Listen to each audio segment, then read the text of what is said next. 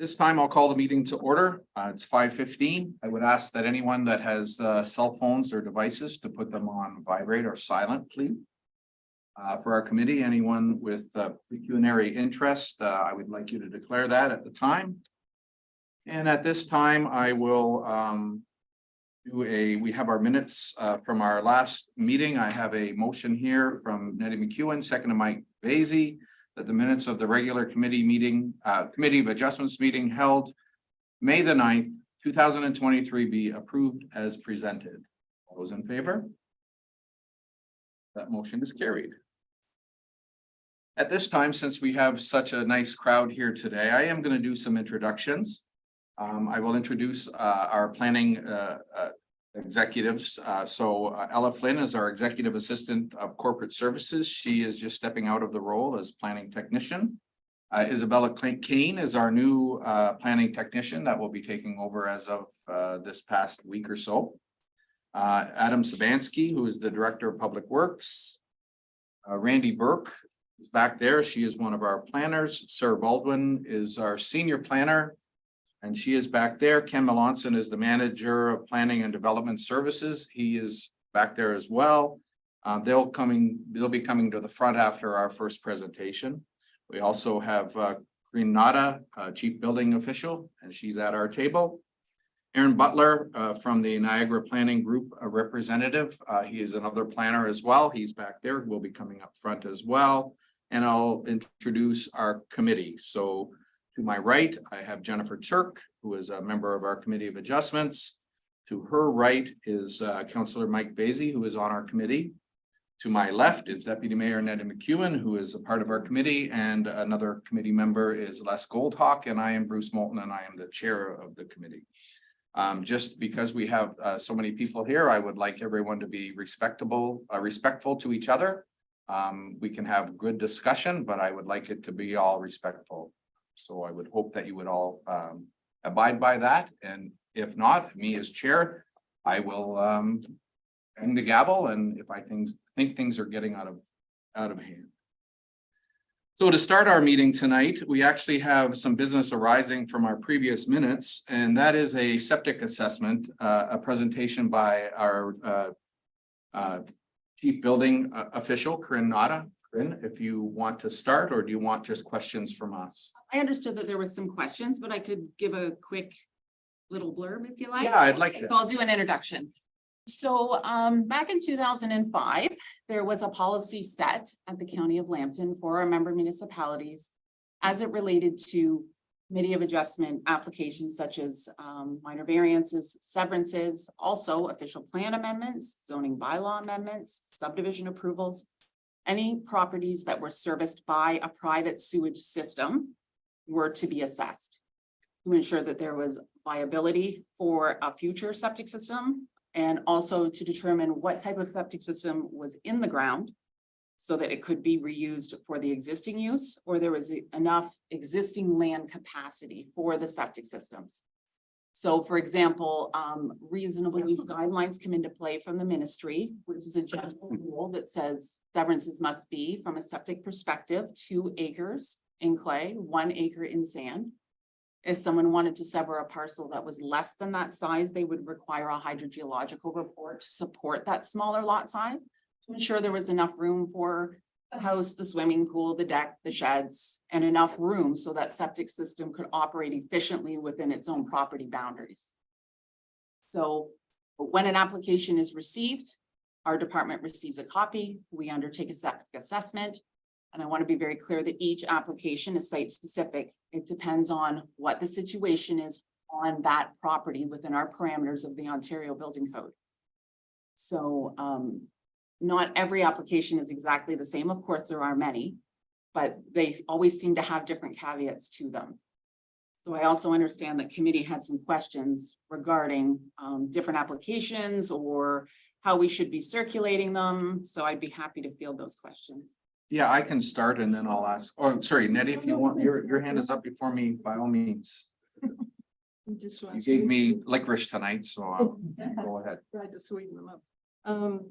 So if there's just a lot line adjustment on an existing lot, and it's just very minor, can you tell me why there is a septic system?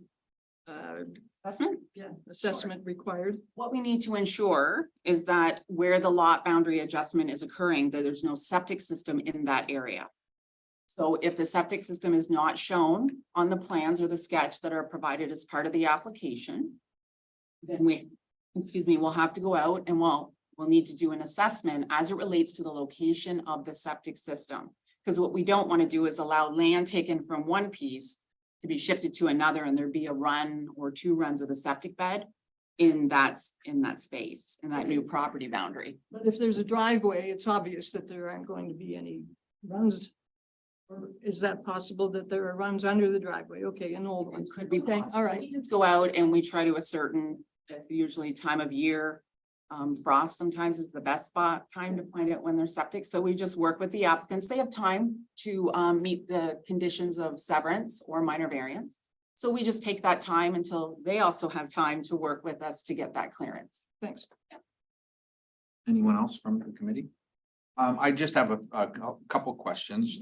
What we were finding is that we weren't seeing a lot of consistency with it being on the recommendations. And so I think that we had a discussion and that was one of the reasons that we had asked you to come just to clarify. And as you said, I guess it is different for different circumstances. And I guess it'd be nice to know, just so we're not forgetting it or not missing it when we're here, that we would know some of those circumstances. So as Nettie had mentioned, a lot line adjustment or, a severance if there's some building going on and it doesn't affect the septic system, would that trigger a septic assessment as well? So, and the other would be, is the plan of the county to assess all of the septic systems? Is that the goal, is to assess everyone and through our county? Is that the goal to do that? Or is that obviously a long-term goal, but would that be a goal? So currently, a report did go to our committee AM. That was approximately 10 years ago, and the decision was made countywide not to do a countywide septic assessment on all properties within the county of Lambton. And one way to mitigate that was through the planning application, because there are provisions in the provincial policy statements, official plan, that speak to septic as well. So that's why we work with the planners on that piece. So the goal is not to go around and assess every property with a mandatory septic reinspection. It's not required by the province at this time. There are a couple of areas such as Simcoe that were required to do a mandatory because of the bedrock and because of the difficulties they were having in their source water. So it's not a requirement here in Lambton. As far as, what you've been seeing, all of a sudden, we seem to have a lot of septics as it related to minor variances and or severances. So that's why I believe you started to see more comments from our department. Between myself and municipal staff, we've decided that it's important that I'm going to go forward to speak to the septic and the building comments for the Committee of Adjustment in Plympton-Wyoming. So I'm here. So if you do have a question, nothing gets delayed or deferred, I can answer those. And then also septic reports will come under separate letterhead from my department. They won't come under the building comments. So it'll be a separate report when it's applicable. Okay. Any other questions from our committee? I'm just gonna say it would be, even if it's in the note saying, it's not necessary or it was reviewed and no further action needed. We've had one where it was needed, the next one come out, it didn't. Okay. And then we're sitting here going, oh, why that's not needed. So at times applicants will connect with me prior to the meeting to clear any conditions that I may have. That's in there. That's right. So in the last report you got at the last meeting, it stated that a site, we had been there, a site visit had been conducted, and we were able to clear that just with further clarification that if a location of a driveway changed, it could not be on the septic area. In the previous case, we just hadn't connected prior to the meeting, therefore there was more conditions. And since then we've connected and had a discussion. Perfect. Thank you. Any other questions or comments? On behalf of the committee, thank you very much for presenting that for us. Absolutely. And we look forward to seeing you at some of our meetings. Yes, well, thank you. At this time, the folks that want to take their places at the table, can go ahead. The agenda has that we do not start the next minor variance application until 5:35. So All can relax for a little bit. I cannot start until the time that it says on my agenda, so. Fran, can you entertain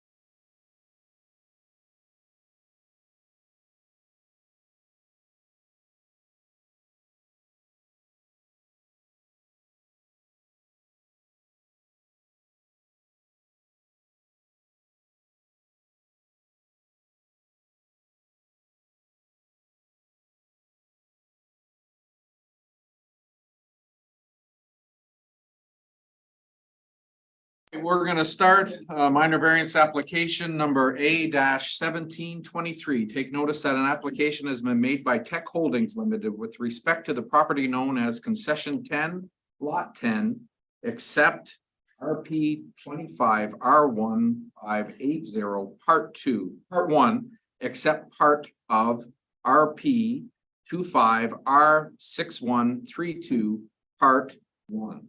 3919 Arbor Ardor Line, Town of Plympton-Wyoming.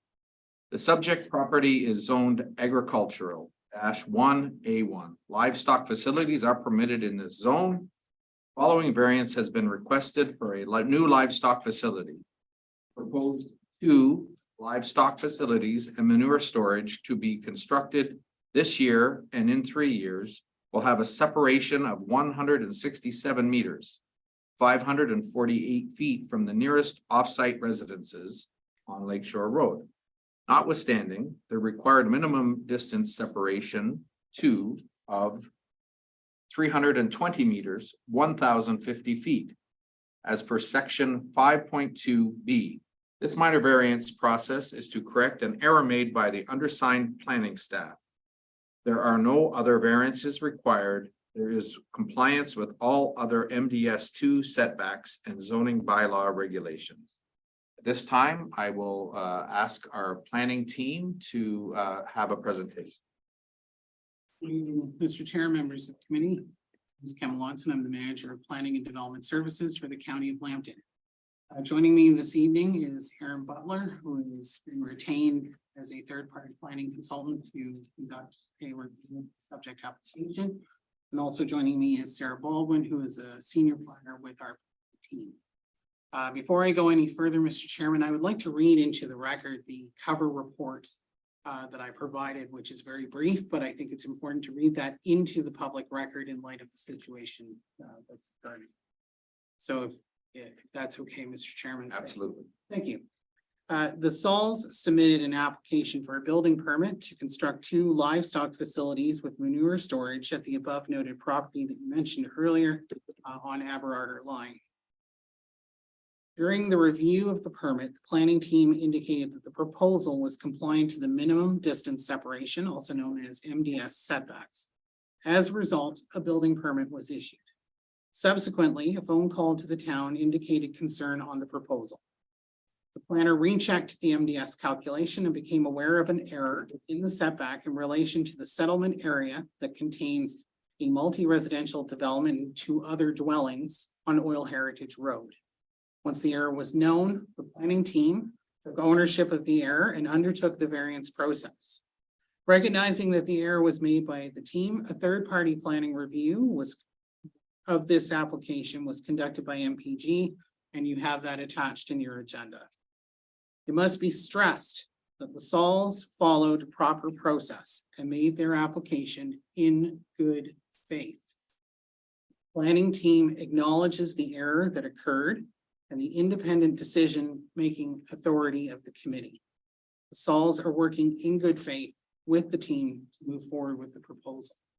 At this time, I'll ask Mr. Butler to do a brief presentation, and then at the end, I'll have some closing remarks, Mr. Chairman. Thank you, Ken, and thank you, Mr. Chair. So the committee has a report from MPG dated June 6th, but just to summarize, for the benefit of everyone here, when, as the committee knows, when reviewing minor variance application, you're considering tests under the Planning Act. And in our view, the application doesn't meet the 4 tests of the Act. Our recommendation is to refuse the application. And I'll just highlight a few points from our letter. So, the first 2 tests of the Act talk about intent of the official plan and the intent of the zoning bylaw. What are they there for?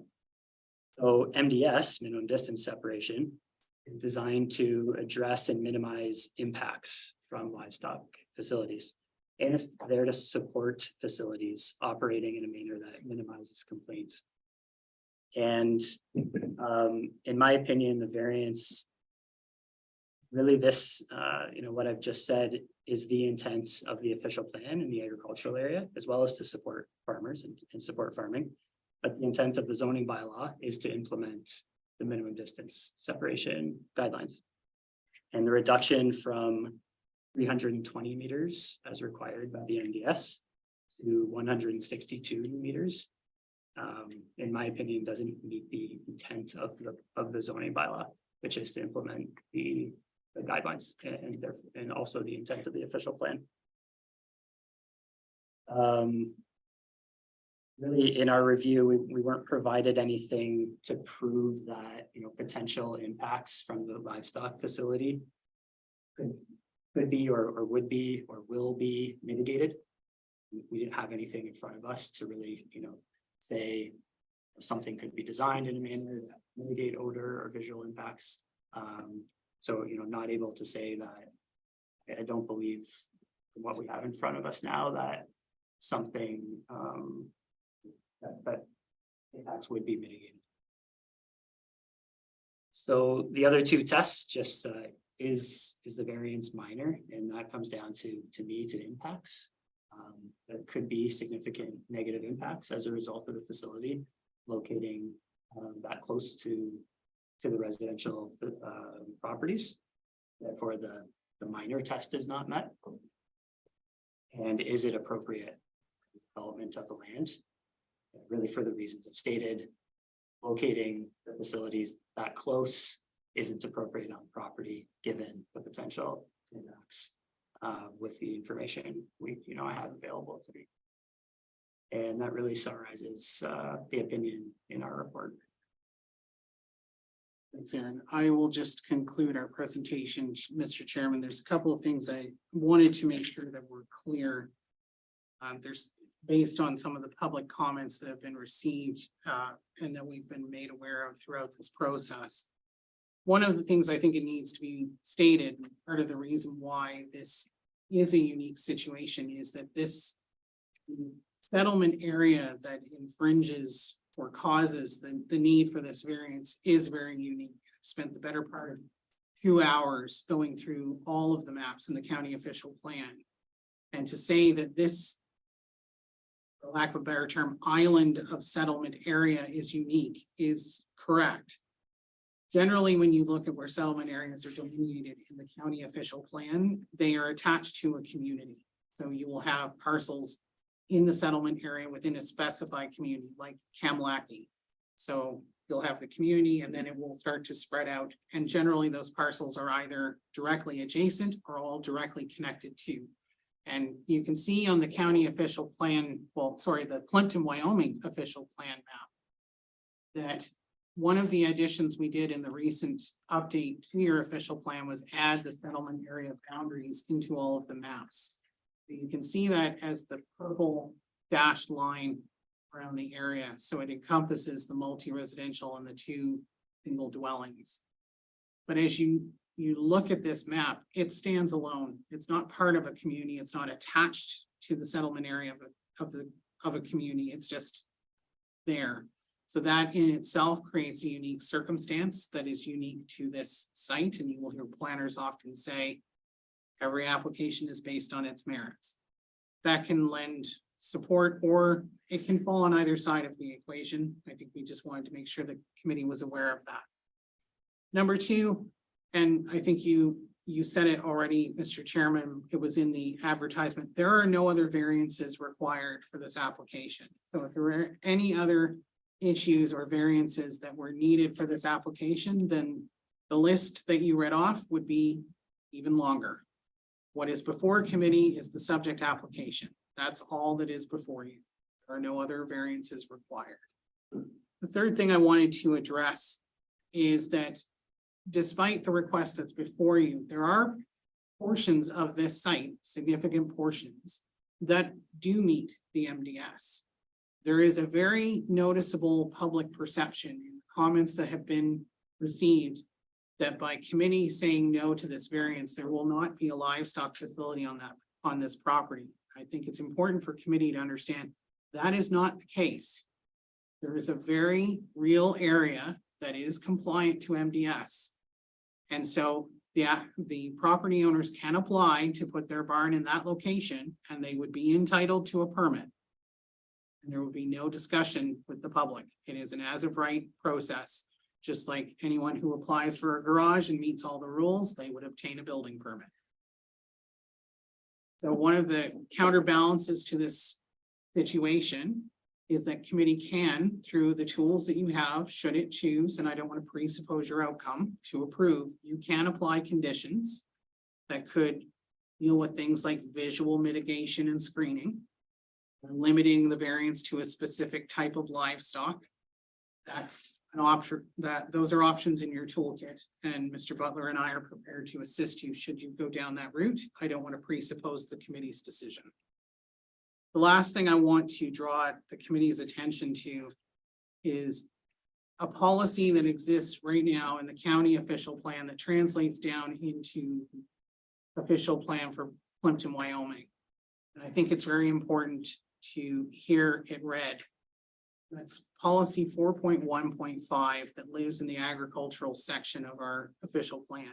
It says, county recognizes that normal farm practices create noise, dust, light, vibration, smoke, flies, and odors that are associated with livestock, heavy machinery. Early morning and late evening activities are also required, especially during planting and harvesting periods. The county supports the right to farm concept. And when applying this plan, priority will be given to agricultural uses in the agricultural area. So it's important to understand when you're weighing this whole situation and looking at this big picture, that agricultural, there is significant policy to support agricultural development. With that, I conclude our presentation. We're happy to take questions at the appropriate time. Yeah, thank you. And we will, when I have my committee ask questions, they will be planning team. And for the folks that are here, the way that we do things here, I will give the landowners an opportunity to speak. I'll give then our committee an opportunity to ask questions. And then we also have a few people that would like to speak that are from the community, and I'll have that opportunity as well. So hopefully, through us, you'll find out some of the questions that you might be wondering out there in the crowd or online as well. So at this time, I would ask if the Saul family would be interested, or their person, to have a talk with us. And on behalf of our committee, I don't believe that you know, we recognize the position that you guys have been put in here, and I want that to be on record as well, that we appreciate the good faith that you've been having with our planners and with the county. So I'd like to have that on record, and it sounds like Kelly is going to come up and speak. Yeah, go ahead, Kelly. I'll have closing. Yeah, thank you. Hi, my name is Kelly Saul. That's my father, Jim. I don't do public speaking a lot, so just bear with me. I wrote everything down because I don't want to go off script. Thank you to everyone who made the trip here today. I want to start by saying that we did not ask to be in this situation. We did not ask for a minor variance.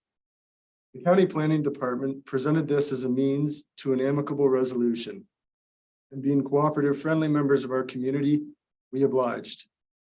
I will explain exactly how we have arrived at this situation. I want to be clear, we are not arguing the committee's decision either way. My father and I decided after careful consideration that we were going to build a barn in 2023. Together, we explored numerous options and locations on nearly every piece of farmland that we own in Plympton-Wyoming. We decided that the best location would be on a site where we lived for surveillance and security purposes, as well as ease of access. The proposed location was carefully considered due to the fact that natural gas, municipal water, and three-phase hydro were all readily accessible. We also wanted access to our woodlot, which this location would provide. From a drainage perspective, this proposed site is on a high sandy knoll, allowing for excellent natural drainage. The fill for any site required for a project like this is significant. This site is an ideal candidate to build, and that's why we chose it. It is extremely important to note that all MDS requirements for the proposed site were met and approved by planning. We submitted plans to planning in January. We applied for services and a new access off of Lakeshore Road, all of which is documented and approved. Those plans were approved by planning. The MDS requirements and subsequent calculations were done and approved by Sarah Baldwin, Senior Planner. On April 14th, 2023, we were issued a valid building permit by Nicole Coles. I have it here and it clearly states that Sarah Baldwin approved zoning and MDS. The fee was paid and we had the green light to commence construction. I wanted to be certain that all requirements were met and ensure that we were following the proper procedure and rules. I made an appointment with Nicole Coles to go over my drawings and this permit that she issued, the MDSs, and make sure we were okay. I was met by the chief building official in the lobby of the county administration building. I believe Nicole was sick that day, so the chief building official met with me. I had this permit and these drawings with me. We went over the drawings and I was satisfied by our chief building official that we were completely compliant and entirely approved at all levels. A month or so went by, major work went on. Drainage specific to the site was done. A laneway access was removed to make way for a new one at the approved site. Topsoil was stripped. Aggregate was trucked in. It was the Tuesday after May 24 weekend. We received a call from Sarah Baldwin, Senior Planner. Apparently, an anonymous caller had informed her that she should recheck the MDS requirements. She apparently did the calculations again and came to find out that she had made an error. We then requested to meet the following morning at the township office for further explanation. Sarah Baldwin, Ken Melanson, Gary Atkinson, Nettie McEwen, Adam Sabansky, myself, and my father were all present. Sarah Baldwin and Ken Melanson informed us that they had in fact made a mistake. They acknowledged this openly and took ownership of the error. They presented a solution. A minor variance would be required to carry on. You can imagine my surprise as we had fully followed the proper procedure and received unanimous approval from all levels of planning. The senior planner, Sarah Baldwin, said that this was a solution and that she would recommend that the Committee of Adjustments grant this minor variance given the circumstances. Being cooperative members of our community and trusting the authority put in place to ensure that this exact situation doesn't happen, we reluctantly agreed on one condition, that in the public notice it be acknowledged that this was an error by planning and that in no way did we do anything wrong. In subsequent meetings, the tone changed substantially. We were informed that Sarah Baldwin was no longer involved and that the county had hired a third-party planning department and that we were allowed to hire our own as well. We didn't do that. We are not here to argue your decision. We did not ask for this situation. You can imagine the frustration, the betrayal felt by me and my family. We are farmers. We will always be farmers. We have embraced our urban neighbors. I wish that that was reciprocated. For farmers, it's what we do. And overall, we are pretty well respected in our community. I am a 7th generation farmer. Farmers are some of the most resilient bunch. I was born here. I went to the hidden gem that is Alberta School. Same as my dad. Go Wolves. My wife and I are putting down roots, starting a family, expanding our family business in the community we love. My father and I are optimists and Ken Lackey. I thoroughly enjoy volunteering at the community center that my grandfather helped build. We do not want and never intended to offend anyone. We do not want a fight in our community. We would have never chose to build where we started, where we were approved, had planning done their job, and informed us that we did not meet the MDS requirements, plain and simple. We had other options, we had time, but our preferred site was approved. So that's what we did. We are involved, active members of our community. My parents live here. My wife and I plan to build a house as close to these proposed barns as we are allowed to. My children will live here. My children will go to school here. I am at these barns twice a day, every day. I know them better than anyone in this room.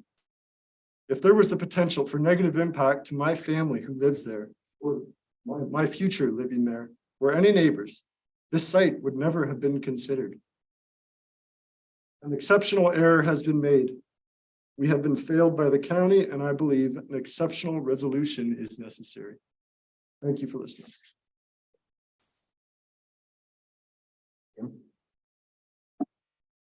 Well, all right. A couple things I want to speak to. Again, misconstrued, misunderstood, misinterpreted. I'm going to thank Ken for his clarification on the level that he has done. But, and I don't want to repeat or go over what Kelly said, but there's a failure of understanding here that we would, I'm going to reiterate the one thing. We went through this with planning, that we met the requirements. We didn't have to show you an approval for 2 barns. We didn't have to do that. But being familiar with what the minor variance process can require, we thought, let's be upfront and make sure everyone understands what the objective here is, that this will be twinned and will ultimately be a 2-barn site. We're aware, we're very aware of the other locations that we could build. And as, again, I'm reiterating, but as Kelly said, that was for multiple reasons was the chosen site, and we were granted approval. So I'm not going to go over that again, but there needs to be the understanding that we're aware of the other sites, the other locations on that farm where we meet that once we're made aware of the area and the MDS, that we fully meet those, and that we will build, we will continue. There's no quit in us in this process. We're simply working through this error that was done by planning. So that's about all I have to say to that. I want to speak to, there's forgive me if I sound a little agitated in this, but I'd like to respond publicly to the 2 letters from and I don't know the street, but it's that new development off Queen Street, California. It used to be the old Camp Kenny, what it is, Nanny. So there's 2 letters that were added into the agenda that I'd like to speak to. Michelle McLaughlin and Ryan Smith both wrote in. Being aware of this MDS requirement, they're easily, both these residents are easily, I would guess, 3 kilometers from this proposed location. They're negative, they're negative. And I'd just like to publicly address them. We welcome new residents in our community as where we live. We're here. This development occurs. We endure the construction, the development. We share our roads, the beaches that are constantly mentioned. We share our beaches, everything we have. Ryan asks in his letter, are we a residential community or a farming community? And his statement is, it's time for Kamlaki, Plympton-Wyoming to decide.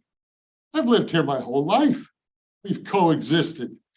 And now we have a new resident that all of a sudden we need to decide which one of us needs to be here. And I can't believe anyway. Then my favorite is Michelle McLaughlin. Michelle says if this project is not stopped, she'll be selling and leaving the community. Well, I'd like to go on record to let me know when that is, because I'll be there to help her. Here's a case where new residents of our community are misinformed. They obviously don't understand or care to understand. And their request is that the only solution offered is that I gotta leave.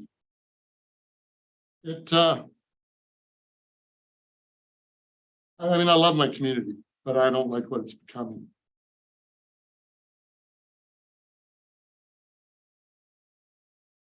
So I wanted to address those letters. Now I'm gonna jump ahead here because I know some of our residents are going to speak to this. I'd like to address the residents and the representative of the apartments and townhouse complex. They need to know, they need to be aware of this. If this variance is not granted, we will be forced to move our buildings just to the north a bit. directly in front of your complex. We would never have chose this. We chose off to the side, back against the bush, wind directions mitigated by the woodlot. Again, it's not my job to inform you. You come here to demand it be stopped where it is, okay. It can be stopped where it is. Like Kelly said, we didn't ask for this. We didn't come here to ask for minor variance. I feel we were coerced by the county to sign an application that was already prepared for us. So if this variance isn't granted, you need to be aware of where we'll be forced to go. And I believe that location will be less desirable to you than where we currently are. But that's not up for me to decide. And I'm going to leave you with this. This is kind of my closing comments. We did not come here to defend this application. I was offended when the county suggested that they had hired an independent planner to provide the report and that we would be allowed the sum of $5,000 to hire our own planner to argue this case. And I said, that's ridiculous. I didn't ask for this. Why would I argue the outcome? We've done our due diligence and submissions to planning and building as required for approval, which was granted. We've cooperated fully at the request of both the township and the county. We have both business and personal relationships with members of council and county staff. We have offered to discuss and tried to offer up alternative solutions, only to be told, make claim against us. You must make claim against us. That's the only way. Then we'll allow you to speak to our insurance adjuster. No willingness to talk about alternate solutions. The very people that we must continue to work with, we're forced to make claim against. I'm just appalled at the whole process. At the end of it all, we have the required zoning and meet the MDS requirements. This project will continue to completion. The county has admitted publicly their mistake. Either outcome will be at significant cost to the county and the municipality. We simply await your decision. That's it. Thank you. This time I will move to our committee to ask questions to whomever they would like to. Oh, sorry, do you have, my apology. You want to introduce yourself? Yeah, my name's Matt Runch, MR Engineering, Exeter, Ontario. Been working with this whole family for quite some time. Just wanted to add a couple items just for the committee's sake, based on what I know about the we talked about buffering in that report. That woodlot provides heat shelter from the winds, right? There's no mention of no buffering, mitigating like that. It's mentioned in there that the barn's 167 meters from the residence. It's actually 190. So we do add a little bit more than the minimum. Significant time has gone into choosing this site, like Jim said, like Kelly said. A lot of surveying, a lot of considerations for services. We have surveyed the next site, so we are aware of what it looks like for the volumes of material, and it's significant. So just some information to pass along. So Okay, thank you. At this time, I will move on to our committee to ask questions, and I will start out with our deputy mayor, Nettie. Nettie, you're the senior person on this committee, so you can go ahead. Much senior. Notification. Tenants receive notification, or is it just the owners? So the tenants of the Of the, yeah. townhouse complex received notice, and the apartment complex, it was sent to the property. Adam, go ahead. Add to that, I actually emailed the notice to the on-site property manager as well. Okay. So everybody was at least notified, okay. I do have a question of Jim or Kelly. Would you be aware at a time that MDS, like, Did you have to have a nutrient management plan? Absolutely, yes. So would that guy, your consultant, would he not? No, it's not a requirement, it's not a requirement of the nutrient management plan to do the MDS calculation. Okay. We simply, the nutrient management calculation is based on, it's a complex formula, livestock units and size and available area. And something we didn't point out, we have several properties in the area that we're not using for nutrient management. Something to add to that. There might only be manure spread there once every 4 years because of the crop rotation. That's not to say that we can't spread there much more frequently, but it's just the way it works out. Thank you. Ken, I believe you answered the question about change of use, like if they ever sold this place, could they change it to a pig barn, for example? Okay. And that wouldn't be probably what everybody would like, if this were granted, okay, I'm just looking into this. So you said we could put a condition, if it were granted, we could put a condition on this variance that they cannot renovate the barns without what, building permit, or how do you prevent that? What if somebody just decides to put pigs in instead of take the chickens out? Through you, Mr. Chairman, and the deputy mayor. The ability for committee to apply conditions is very broad. So what you could do, presupposing that you were to go down an approval path, you would apply a condition that would be very specific to the proposal that's before you, and add into that condition that it is specific to a poultry farm. So what that would mean is that if they were to, so I'm going to give you a hypothetical example. Say at some point down the road, and I have no reason to believe this will happen, but let's say Saul family does exactly what you're suggesting. They sell the farm to someone else. So Aaron takes over. If he was, that condition lives with the land, not with the owner. So remember, the condition will always be on the land regardless. So if Mr. Butler comes along and decides, oh, these barns are here, but I'm going to put pigs in, that condition will prevail. And if he was to do that, and the condition was specific to only a poultry livestock facility, then he would have to begin the process all over again. And he would have to seek a new variance through committee for MDS, because you've conditioned it specifically. But it is a possibility. It's not, you can't prevent. It can't be. The worst case scenario through you, Mr. Chairman, would be that they would convert it, we would receive a complaint, and then it would be a complaint-driven process to enforce the condition. And someone called and thought that your second future barn location was somewhere else, but it's always been your future second barn location has been closer to the bush, am I correct? Yes, the choice was made, as Matt said, the requirement was 162 meters. We went approximately 30 meters further to move it back against the bush. Then the choice was made to build the one closest to the road first. So there would be never be anything closer. And then when it's ultimately twinned, it would be the one behind it. And these are going to be broilers. Broilers. And to speak to that, Nettie, as what Ken touched on, I mean, I don't know much about pig farming. I don't want to know much about pig farming, but Just I'm pretty sure that there's an animal welfare case that you'd never be able to house pigs in a chicken barn.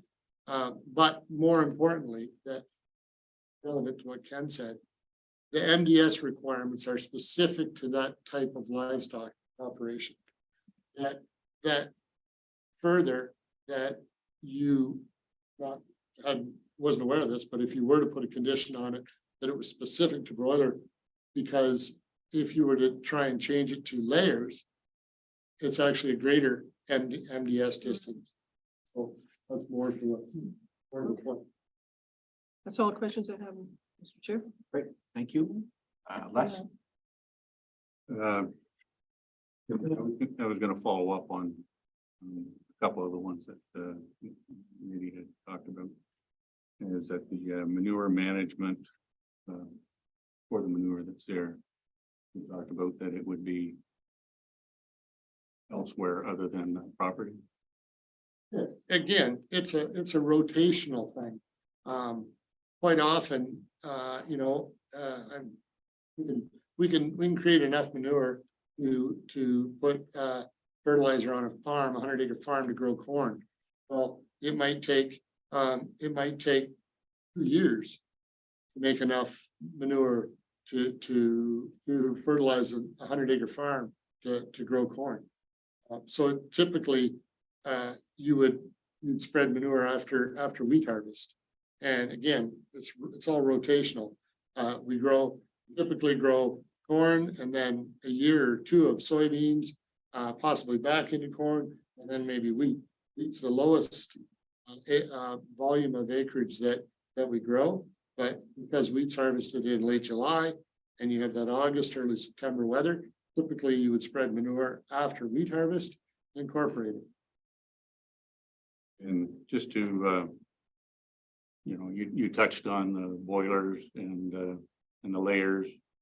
And just to be, the topic itself is not that pleasing, but just to be clear about it, the broilers are a solid waste disposal and the layers are liquid manure. Yeah, so I'll go through that again. Les came out, we invited all the committee of adjustment as well as county staff out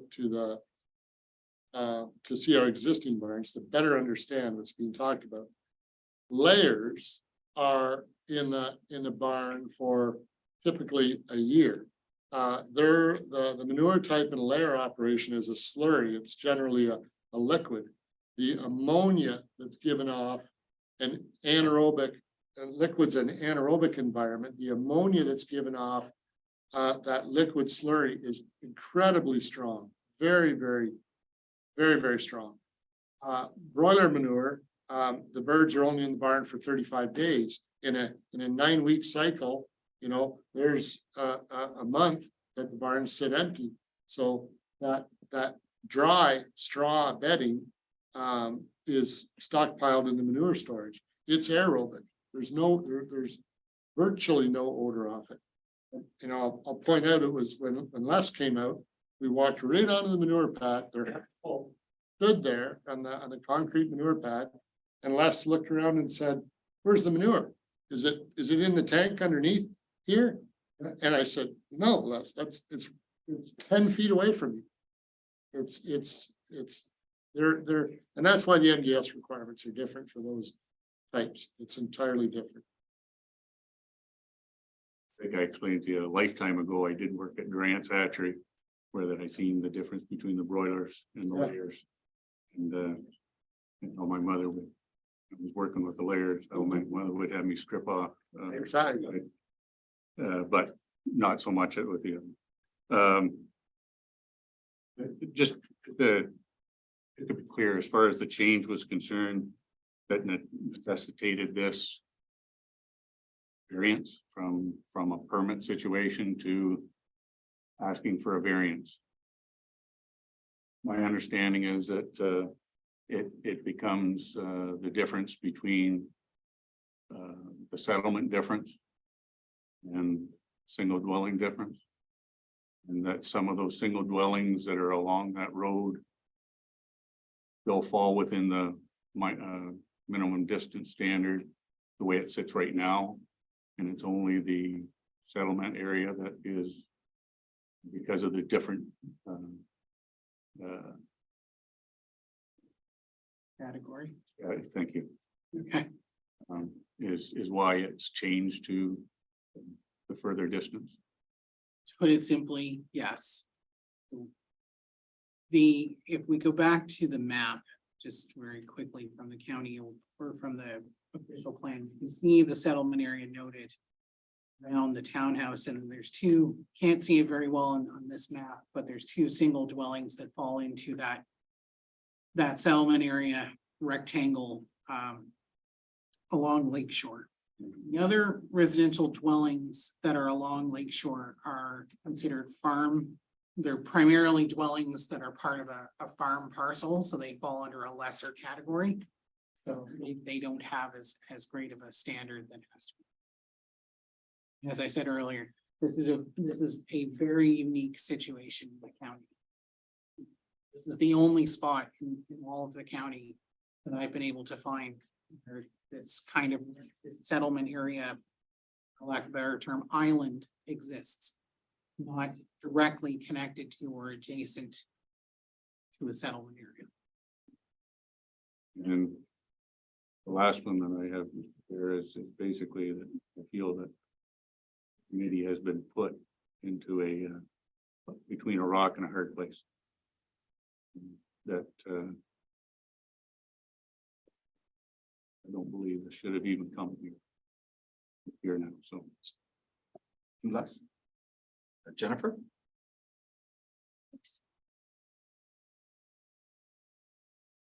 I agree 100% with the third-party planning report that MPG and their recommendation to refuse the application. In my opinion, after 3 visits to the construction site, the chicken barn that was issued a building permit in air does not meet the tests as per section 45 of the Planning Act. The chicken barn or barns in this case, because there is a second one that's being proposed for the future, has a major impact to the residential settlement area. The province has come down on municipalities to comply with MDS related policies. If this committee approves this application, we simply are not complying with those policies. Municipalities are responsible for ensuring that MDS setbacks are met when reviewing land use planning applications or building permits. MDS 2, which is what we're dealing with today, is the municipality's responsibility to verify and enforce. In the PPS, which is the provincial policy statement for those that don't know what PPS stands for, MDS applies in rural areas for both rural lands and prime agricultural areas as directed in PPS policies. And I quote, "New land uses, including the creation of lots and new or expanding livestock facilities, shall comply with the MDS formula." Shall means do. There is no waiving that. There is no varying that, which is why I'm shocked this application is sitting in front of us. I'm shocked planning staff think that it's a viable solution to the error that's been made. And personally, I've lost confidence in some staff at the planning department with this application being in front of the Committee of Adjustment. There's a trifecta impact here with mass, height, and bulk. And again, this is a fairly large chicken operation. I say fairly only because MDS notes that a large operation is 50,000 chickens. So if or when this proposal is completed, because I believe, Jim, you will build it. It's just shy of a large operation at 40,000 chickens when you put the 2 barns together. No matter what, this will result in off-site nuisance impacts to neighboring properties like odor, dust, groundwater pollution, noise, potential nuisance pests, and we can't forget on-site impact of avian influenza, which has been prevalent in Ontario. Whether it's an off-site or an on-site implication, MDS must be adhered to. MDS isn't just a provincial policy, it's there to protect the residents and the applicant and farming operation for all potential off-site and on-site impacts. I recognize this isn't the applicant's fault. This isn't your issue to fix. The unfortunate thing is the applicant will have everything lined up from contractors to quota being delivered. I do have a question for our planners. Was the planning fee paid for this minor variance application? You, Mr. Chair, that's correct. It was paid, Yes. so it was waived. And who made that decision to waive it? That was an internal decision of the group when we met. So staff doesn't have the right to waive any fees. Fees and charges are approved by council of the town of Plympton-Wyoming as they are fees for services. This has taken up a lot of staff time, council time, and Committee of Adjustment members' time at this local level. This doesn't include the time spent at the upper tier level, meaning the County of Lambton. Waiving of fees is a direction from council upon request from the applicant or staff. I know of a time where a staff error occurred in the past, and that department paid for that minor variance application out of their budget. Another question, this will be for Isabella or Ella. Was OMAFRA circulated on this notice? Okay, so this is a OMAFRA's policy for municipalities to enforce. I'd be curious what their thoughts would be on this requested variance. And then one more, was the County of Lambton Roads Department circulated on this notice? Okay, perfect, thank you. I also recognize this isn't an issue for town council to fix either. Planning is the start of development. that will result in a negative domino effect if it's not addressed appropriately at the planning level. An error starts with planning, it funnels through to building, to infrastructure and utility services for that property. I also want to take a minute to acknowledge the comments and the emails that have been received from the neighboring property owners, tenants, and corporations. I can tell you your concerns have been heard and they are understood completely.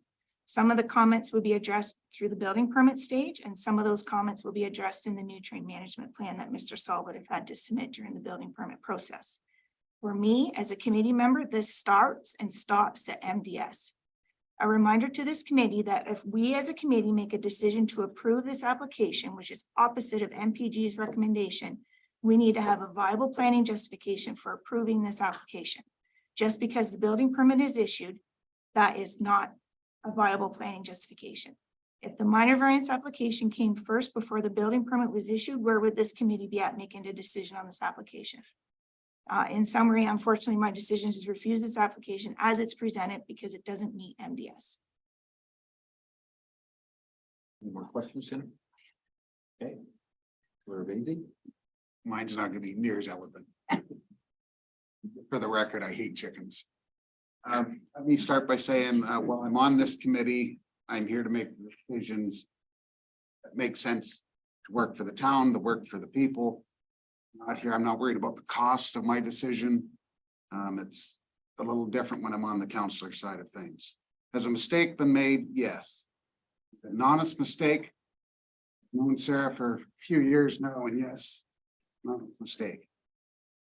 We all wish this didn't happen, including the Sauls, yes, but it has, so how do we make this work? The minimum distance standards are in place, so agriculture and residents can coexist, and do we need them both? Absolutely. My first knee-jerk reaction to this was, we'll just move the damn barn. Everybody's happy, and it goes away. For the MDS tonight, I see it as three major hurdles: smell, the noise, and the traffic. As part of this application that was not done by the landowners, I visited the site of the other barns to educate myself. I am not an expert. I do not come from a farming background. What I found first off, there is no smell. I was on the south end of the barn with a north wind. I could not hear the chickens nor smell the chickens. Even inside the office in the barn, I could hear nothing or smell nothing. We walked to the back of the manure, as Jim had said, standing there within 10 feet where I could actually smell, and it's like a dirty smell. It's just a dirt smell. No ammonia at all. After discussion about the operation, how it works, I got a little window here I got to play with. The transport would come a couple of times a week with feed, and every, I think it's 6 weeks, deliver and pick up chickens. To me, that does not constitute a traffic concern. So if we move ahead, we move the barn to a legal position in front of the bush was one of the suggestions. What are we gaining? A couple hundred feet. I think it's actually 300 feet more away from the houses. The concerns that I'm getting and the calls that I'm getting aren't going to change. Barn's going to be there, going to be legal, and there's nothing we can do about it. I got to stay on script or I'm going to start rambling. What do we leave behind? We leave damaged farmland behind. We damage more farmland and we're losing it.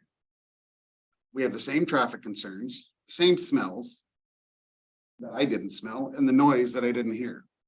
And no one can say anything because the farmer was right and he's trying to make a living. He followed the rules. Believe it or not, they're feeding us. There's nothing from stopping any farmer from spreading manure or worse, the human stuff. And in this case, it's going to be 60 feet away from your front door and not. So Sauls have been living here long before any of the development came. We've elected to minimize their manure spreading by having it generated over all their farms and not just this one. So here's where I'm at. I live 75 feet away from a farm field here in town. Does it make a mess of my stuff? The dust prepping and planning? Yes, it does. Are they there late at night at harvest time, making a lot of noise? Yes, they are. But the other 360 days a year, I get to look at a 100-acre field of corn, not an apartment building. So my questions are, I got the one answered, which was why this was designated settlement area in the first place, this little island. Is there any way we can move the barns closer to the bush to the east? We allow the barns to stay, can we ensure the future that they can't switch to hogs, which was answered? And we enclose the manure at the back. Put up a structure to help with the smell that isn't there. And lastly, if we allow the barns to stay with the restraints, what does it leave the property across the street? That will have to apply for these same minor variances because now there's a barn there. That's my biggest concern out of this, so. Would you like to just speak about that covered manure storage, I Tom? love you too. We, when this came up again, offering up resolutions to try and resolve this before it got to this level. We were aware that some broiler operations have covered manure storage, simply a choice. I checked with our engineer to see whether or not covered manure storage would require a lesser MDS. It does not. So it's simply a preference. But in this case, to try and offer up a resolution to the county, we simply suggested that very easily could be, in this case, covered manure storage, to try and mitigate those, lessen those concerns. And if I may. Are we as far bush as we can go? Yep. And we're as far east as we can go. If it's, and like I said, we didn't come here asking for this. We just want an answer. I know, I understand. We'll continue where we are, or we'll move it. Doesn't matter. There'll be significant cost. Not borne by that. That part I don't care about. Yep. Right, I understand. We know there's gonna be costs no matter what. Yep. By moving it, I just don't see where we're gaining a whole lot. Thank you. I have a couple questions. Mr. Butler, you did your report. I assume you on the site a few times. Were you able to talk to the landowner at all to kind of talk about what kind of mitigations that he was going to do or not, or do you guys normally do that? I wasn't able to talk to the landowner, no. I've been to the property roadside. Typically. Oh, sorry, if you don't mind speaking up, Sure. he can't hear you. Yeah, sorry about that. I recognize that Sauls didn't submit this application. Typically, with an application like this, perhaps there would have been some supplemental information submitted that the committee has and that, that I would have reviewed that might have demonstrated, a reduction in odor impacts, reduction in other impacts. And certain, if I did have something to review and I had questions, and certainly I would have asked the. Okay, would that have, so if there were opportunities for that, or so I guess the information that you received was mostly from planning rather than from the submission of the. Okay. Had you had some more of that information, would that have had any impact on your decision, or would that have made it from being a minor or to whichever?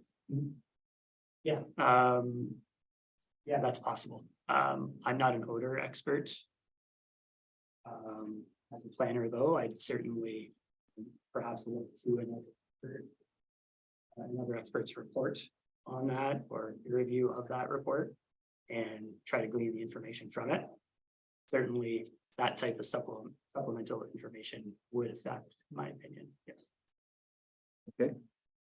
So from what you've heard tonight, from the landowners and from the questions that have been asked, would that have been something that maybe that would have been looked at, or not really have changed your presentation? Yeah, some of the things that I'm hearing, about location, wind direction. The woodlot possibly mitigating odor. Some of those things I certainly would have considered if that information was available. So my question then goes back to planning. Why wasn't he given the opportunity to have those answers? So through you, Mr. Chairman, when the decision was made to acquire a third-party review, there was not a lot of time for a report to be done. So keep in mind that when it was discovered that the error had occurred, we did have the option to move the barn, as Councillor Vacy has spoken about. But we were in a position that we could meet the timelines to advertise, to feed to committee and advertise. And I think quite frankly, as you said earlier, this is not an ideal situation for anyone. I think we would be equally criticized had we not gone the variance route. So no matter what, there's going to be criticism here. We accept it since we've taken ownership of the mistake. But I think we would have been remiss regardless if we had the time not to bring an application forward to committee. And I'd like to point out, Mr. Chairman, that your official plan does speak to variances to MDS. There is policy within your official plan that speaks to that. That said, what we provided MPG and Mr. Butler to evaluate was the notice and the original diagram that was included in the notice. And is that all that I'm blanking on anything? It was pretty much that. For the sake of the fact that we wanted to make sure that the review was done by a third party and not by anyone who would be seen by the county to make a decision or I think it was you, Mr. Goldhawk, who said put the committee into a position that they were painted into a corner. We wanted a third party to review it and assess it. But we also recognize that there wasn't a lot of time to get a report to you. Okay, thank you. That will be all my questions, and I believe all the committee questions, unless, sorry. I'll clarify the last one. It's between a rock and a hard place. Thank you. All right, at this time, thanks for the patience of our community out there. I do have 3 registered speakers tonight. The first speaker will be Joanne Weiss, who lives on 3962 Lakeshore Drive or Lakeshore Road. Weiss, if you want to go ahead and speak. I know that the length of this meeting, but I do want the opportunity to have their say. So hopefully it won't be too long. Okay, thank you. I did submit a letter this morning, and I understand that people have it. I won't read all of it, but I would like to point out some highlights. Before I do that, I just want to acknowledge to the Saul family. I have tried very hard. I don't know if you read my letter, but I have Not seen it. Okay. I have tried very hard to approach this respectfully and with an open mind. I understand the conflict between residents and farming. I support agricultural use. I support farming. I am frankly concerned to see all of the paving over of good farmland. That said, I understand, I have tried to educate myself about the official plan and about the requirements, including the MDS. And in my experience of this, the way this has unfolded, the way the process has happened, and my experience as a resident suggests to me a bias that is making it easier for mistakes to happen. And I think that bias needs to be looked at and addressed, and the process needs to be looked at and addressed responsibly, because whatever decision you make, the tension between agricultural use and residential use is going to continue. I'd like to be on the committee that encourages some mutual understanding, some mutual learning. I'd like to learn more so that I can be a good resident, because I intend to be here for the rest of my life. I came here to be close to my grandchildren, and I hope they live long and prosper, and that I can see them grow up in this area. I take issue to the way the planning department describes our community as a settlement area, an island that is unique. It's high density in that space in an area that will become increasingly dense. Even in the 5 years that I have lived there, there has been a tremendous amount of development in the area. I don't think those of us who live on that parcel consider ourselves an island. I consider myself part of Kamlaki, and I am seeing Kamlaki grow, and sadly on a lot of farmland, but your official plan approves that. And so this idea that we're living on land that was approved for development. It's been there for, I don't know what, 30 years now. The apartment building that I live in, I grant you it's kind of weird, but it is what it is, and it's there, and it's housing. And you most recently approved the increase of the density in that property. So we're talking about what, at least 32 families affected by this property. I am mindful, because I did educate myself to the extent that I could within the time available, what likely outcomes would be. So I know, speaking of being between a rock and a hard place, that given where I live, I'm likely only, moving the impact from over here to right over here, right in front of my place. I realize that. Not my preference. I'd rather it was tucked behind the woodlot. That would be grand. To the point about how the woodlot can mitigate odor, the woodlot is on the opposite side to the barns. So it's not going to mitigate any odor for us, because I guess I suppose maybe on a strong east wind, but in general, it's not a shield for us from the effects of the barn. So I don't envy this committee's job in making a decision. I don't envy council's job. I do think that there is a very serious and specific issue of accountability and openness that needs to be addressed. That I had to try very hard to get information about this development repeatedly, and the information came to me in dribs and drabs, and that's all itemized in my letter. It would have been courteous to put a sign up, even when you knew you had approvals, to put a sign up so that those of us who lived there would know what was happening. Because I was thinking, I don't know, is it a grow up? I have no idea what's going on across the road. And the fact that when we saw it, and that when signs did go up, no one has explained to me, first of all, why the sign was this big when it was put up after it was, this became a public issue. And the sign has disappeared, what, was it 3 times? Because I know, Isabella, you did go out and you did replace it. The sign was posted 3 times on the property.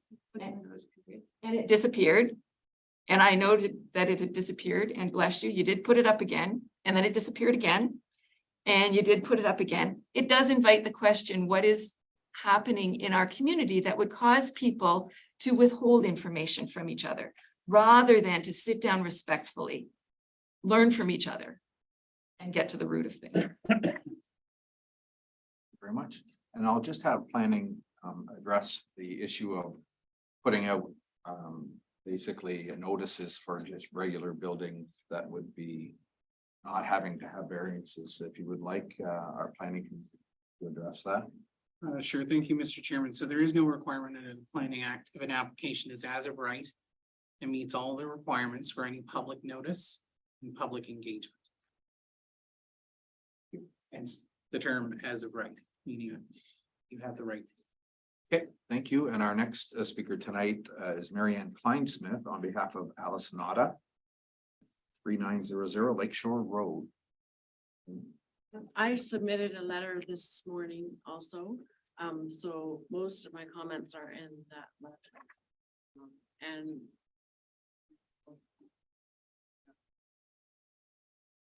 her comments. It's on my Yeah, we all received correspondence. I didn't announce that, but all of the committee here have received all the correspondence that has been submitted. And I have one last speaker, and I believe that is sorry, Mr. John Bentama, sorry, on behalf of the Wyoming Christian Reformed Church. Different application. Oh, sorry, okay, goodness, okay, I only asked for two, good, thank you, my error.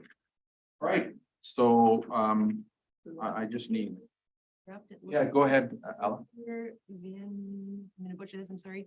Steen Has raised her hand, she's online.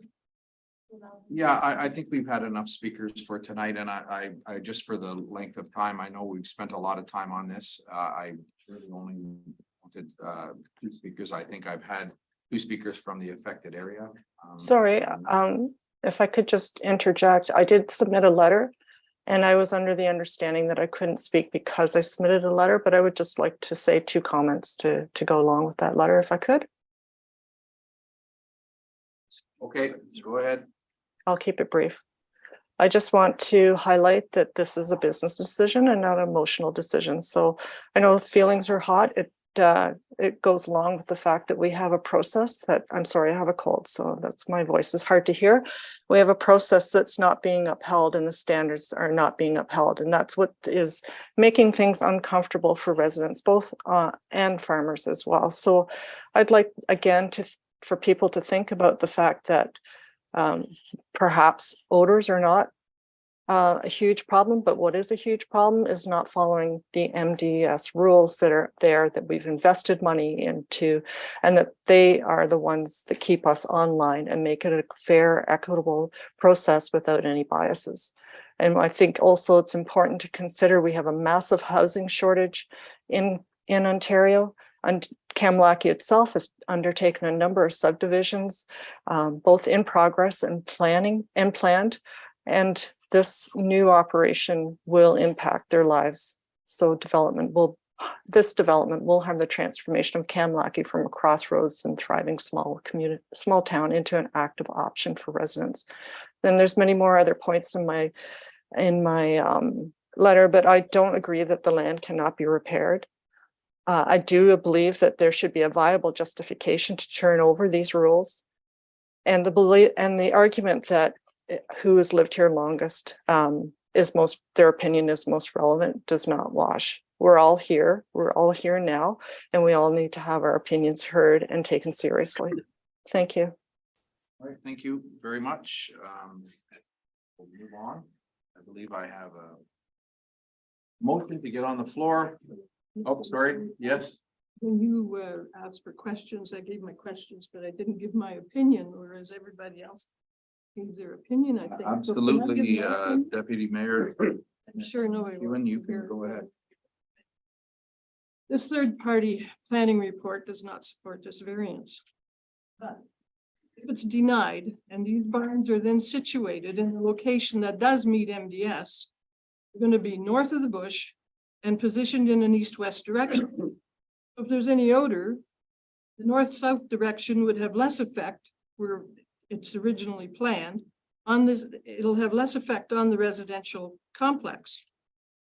Visual from this apartment complex to the barn is to the preferred site is less intrusive and straight across in front of your face, where all the activities are gonna be more noticeable.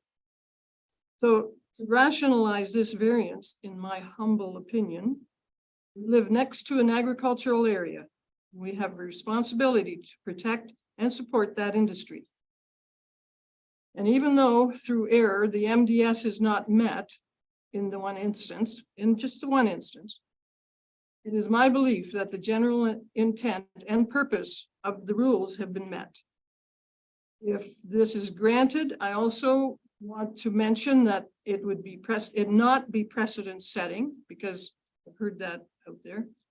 However, each variance is dealt with on its own merits, so there's no precedent setting. Just because we gave one, can't give the other. And Joanne, thanks for all your comments in your letter, and everyone else who submitted letters too. I think that's all I've got to say right now. Great. And as, Mike's gotta say oh, that. sorry, yeah, take the floor. On the motion, there was a discrepancy in the distances.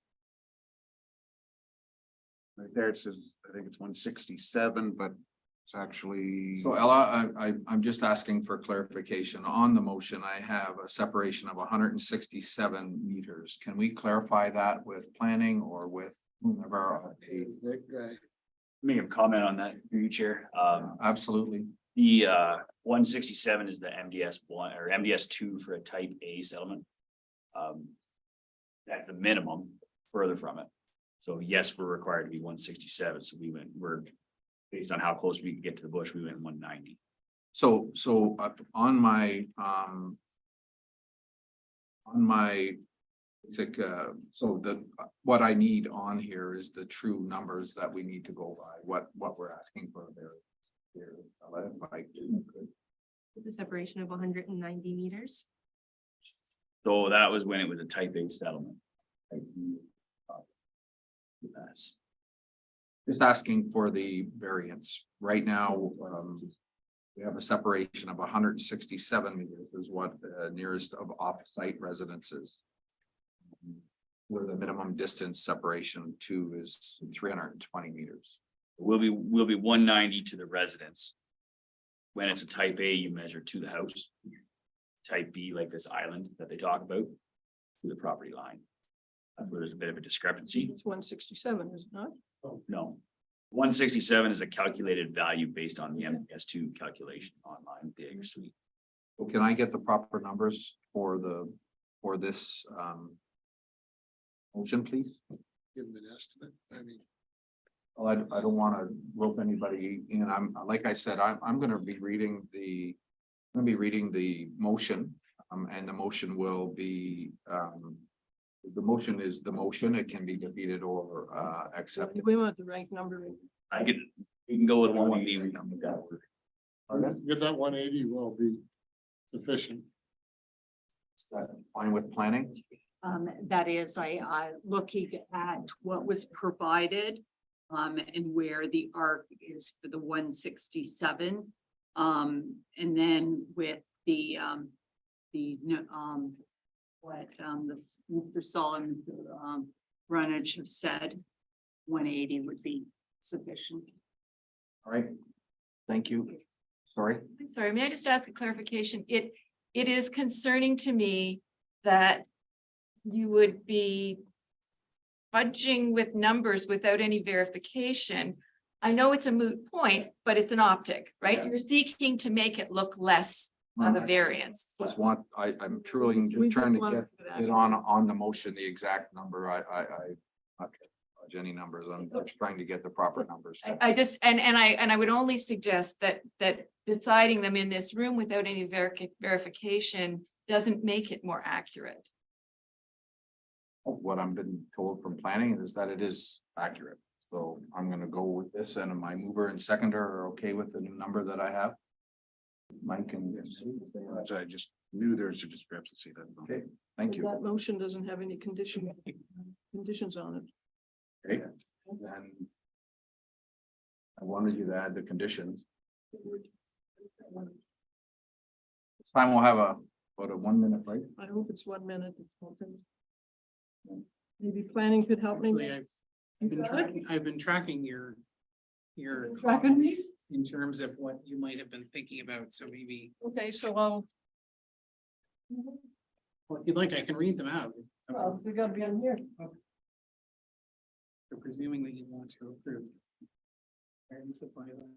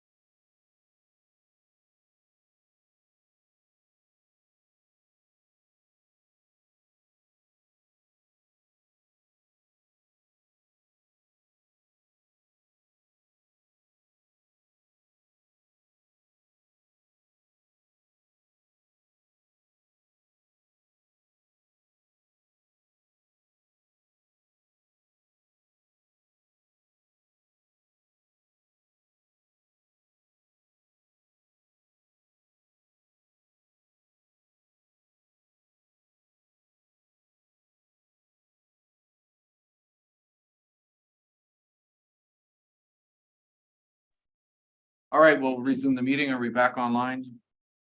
I have a motion in front of me. Dated June the 13th, 2023. Motion reads, 319 Arbor line, the proposed. Sorry, I have a motion by Nettie McEwen, seconded by Mike Basie, that minor variance A 1723 be granted subject to the following conditions. That the variance applies only to broiler chickens. Only any change of livestock will require new variances. And that number two, that the manure storage be covered. And plans amended to show the manure storage. Being covered. All right. Right, that.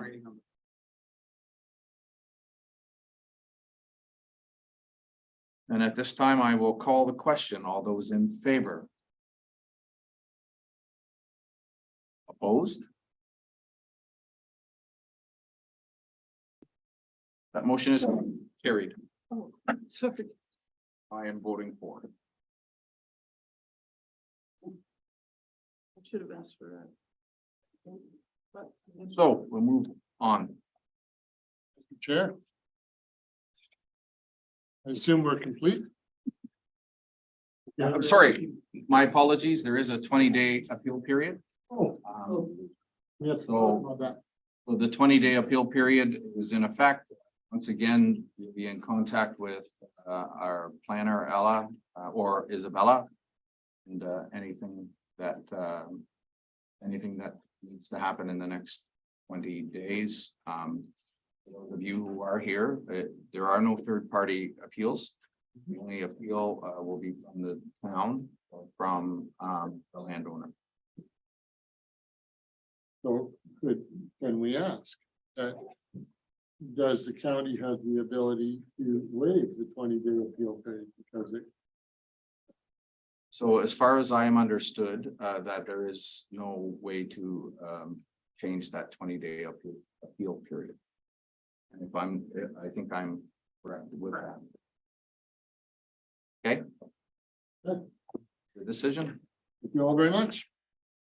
Thank you very much for coming. I apologize for the next application. This time, maybe we'll take a 30-second break here just to let people leave. The other one's out of the way quicker. Well, we needed to go first because Corinne, I think, had a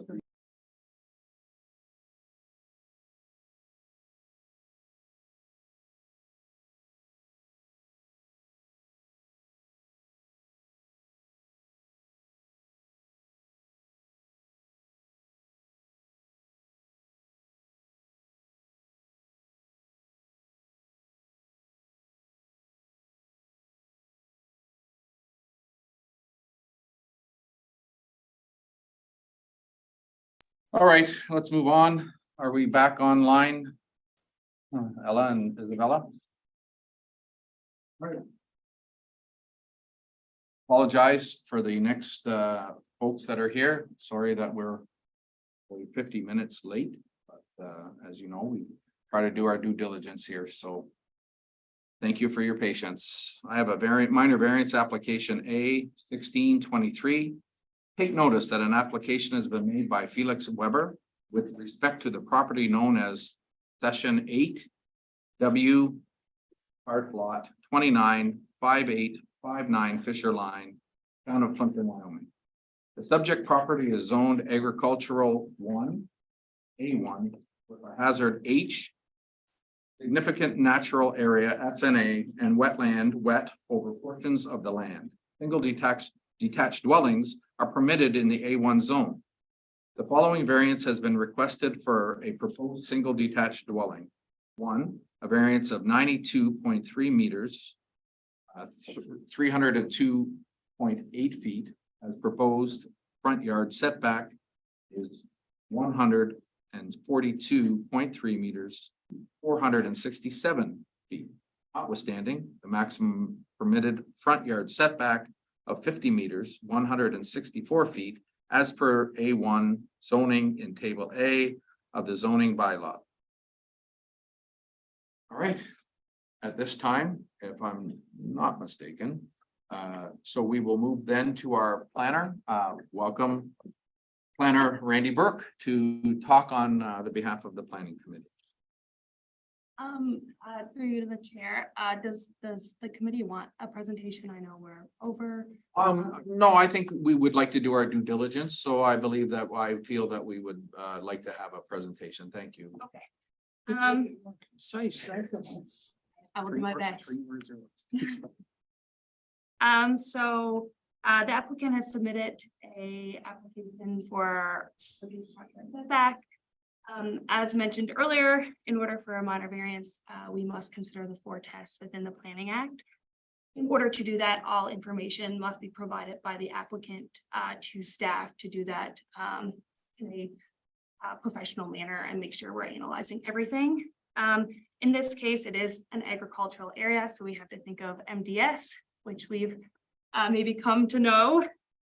So upon review, staff did note several livestock facilities surrounding the subject lands, and with this being a proposed new dwelling, we're recommending that the application be deferred until the applicant provide all MDS calculations to staff. And I believe Mr. Weber is online now. Can we give him the opportunity to address that deferral? I'm Felix Weber. Thank you very much. I'm making this very short. Yes, I'm aware I don't have all the information, and thank you for making me aware of this to your staff. And I will work on it to get this handed in as quickly as possible. There is some other information that came available to us that might help this whole matter to maybe not be as important anyway. So I will get that MDS in as quickly as possible, but due to timelines, I was not able to meet the deadline. So I'm happy to postpone that. Great, thank you very much, Mr. Weber, and you'll be in contact with our planning staff. Furthermore, for those extra information. Yes, correct. Thank you. Great, go ahead. That he applied in May 4. Right, and then 26. Time to get in contact with them, we'll get this information, or? So once we got looking into it, brought it up to Felix at the convenience we had and the time meet up. So we brought it up to the applicant as we became clear that there were livestock facilities around and made him clear of what our recommendation would be. Okay, so is he wanting to build soon, or? I would like to build soon, but I understand the whole process, no issues on my end. We delay the whole process. If there is, that's just what's going to happen. I'm accepting that. Okay, well, while you're up there, why don't you want to build it closer to the road? I would love to build it Build it closer to the road myself, just to advise you about that. But because it is floodplain and I'm dealing with St. Clair a conservation area, that would have that is going to be an issue. I do have a meeting tomorrow with St. Clair as well, so I'm working on all kind of angles. We do have another property that we propose to build on that from saving a high productive farmland would have been the better solution. But again, it's in floodplains. So I'm got the opportunity finally after 5 months to get a response from the St. Clair conservation area and have a meeting with them. And hopefully there is going to be some positive outcome out of that as well. Again, I would love to build closer to the road to protect the farmland, but if that is not an option from the St. Clair conservation area, that this is why we handed this minor 7 cent.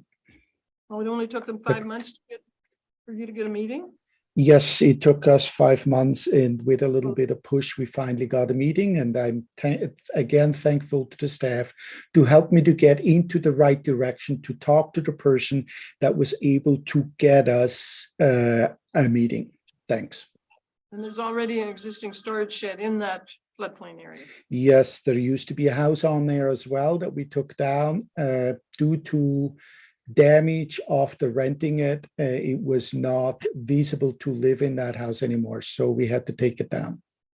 Okay, I'll be quiet now so we can get going. Thank you, Nettie. I apologize. I'm happy that you are going to be quiet at the moment.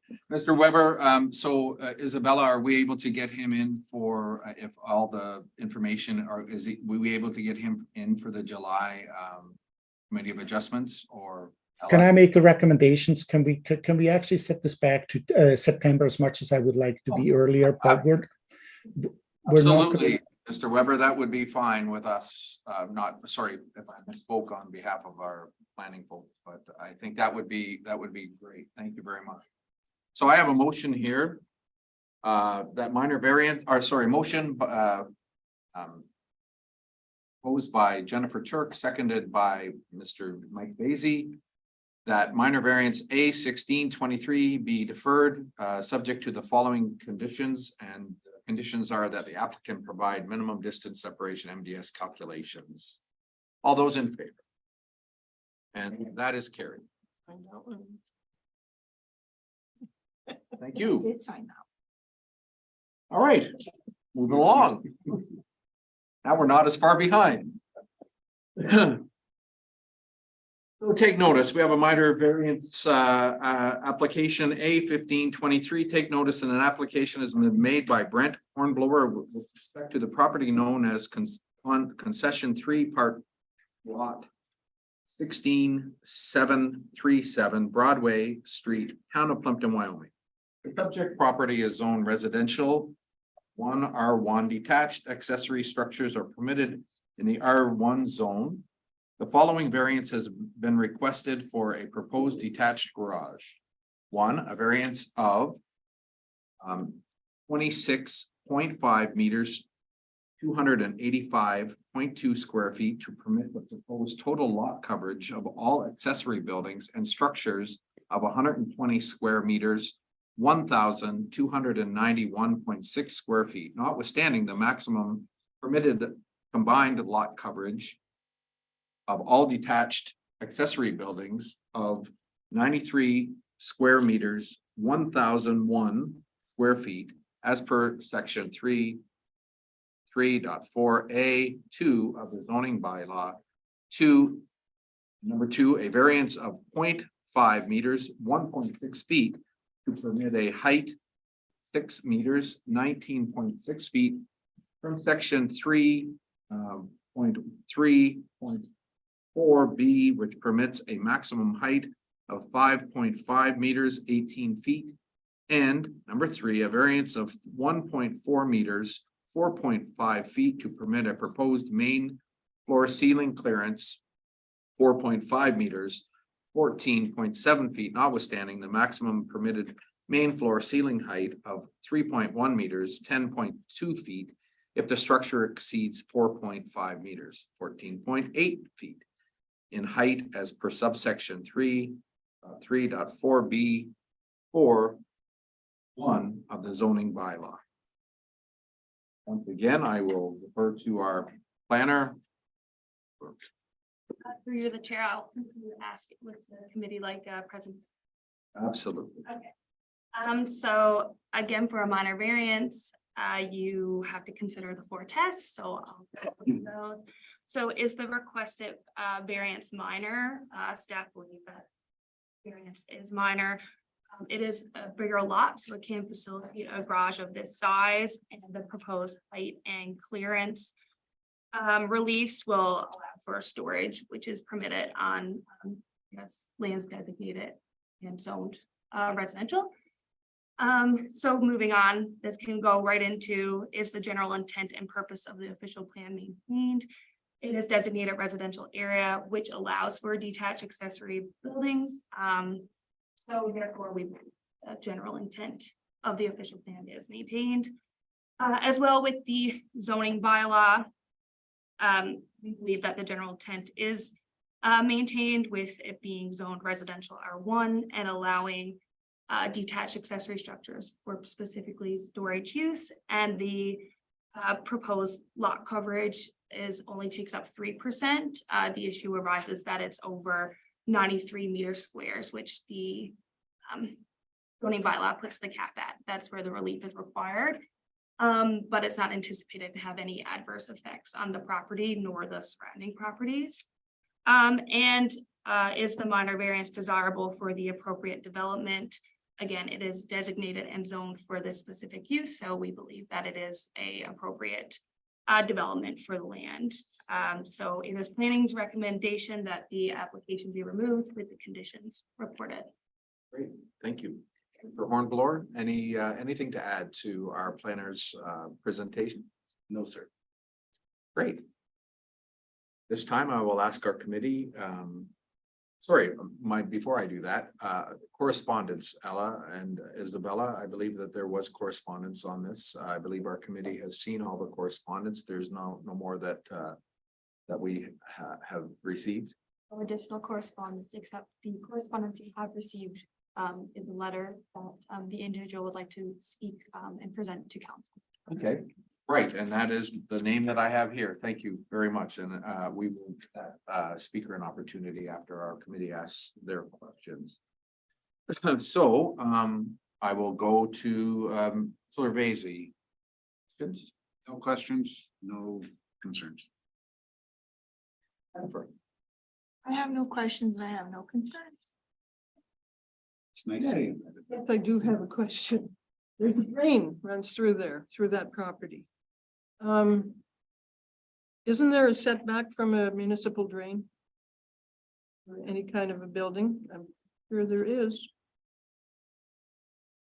How do you know there's a drain goes That's He knows all the drains that are. the Coslin Williams drain, isn't it? I think Am I on the wrong? 16.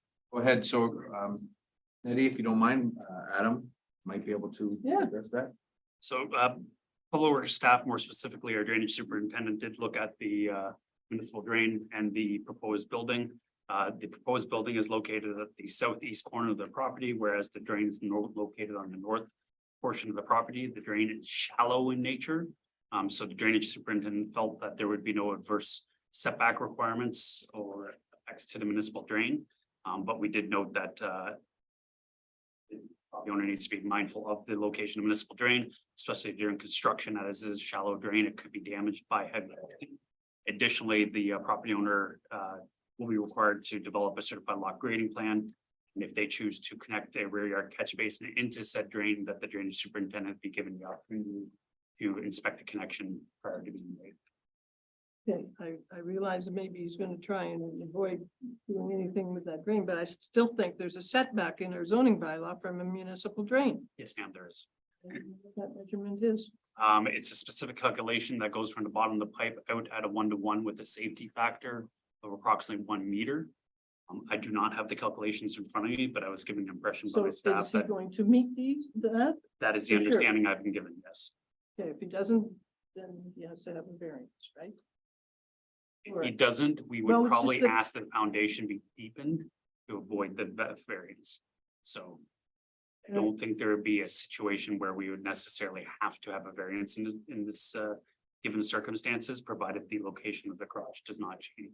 from Okay, its proposed location. so and this is a workshop, Yes. nothing, no business of any kind? You guys all just want big sheds. Yeah. Oh, sorry.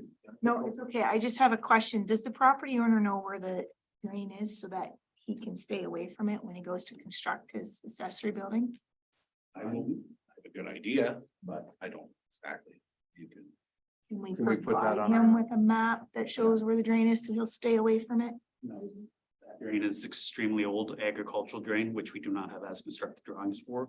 But what I can do is make sure you get in contact with the drainage superintendent so that we can estimate its location so that you're not in the vicinity of it. You want to just write that up, Jennifer, if you don't mind? Yeah, right on. Thank you. Les? Just one question, or well, maybe a couple, but the added height in for the door and for the trailer. Yes, I would. Total. The total coverage of both the house and the building was, I think it was in here, 3%. 3% for the shed. So yeah, the proposed workshop will cover 3% of the lot coverage. The total lot coverage of buildings would be 10%. I don't have that in front of me right now, but I did a rough calculation of 10%. I just wanted to confirm that. I know it's within the Well- provisions of the. Well below the. Yes.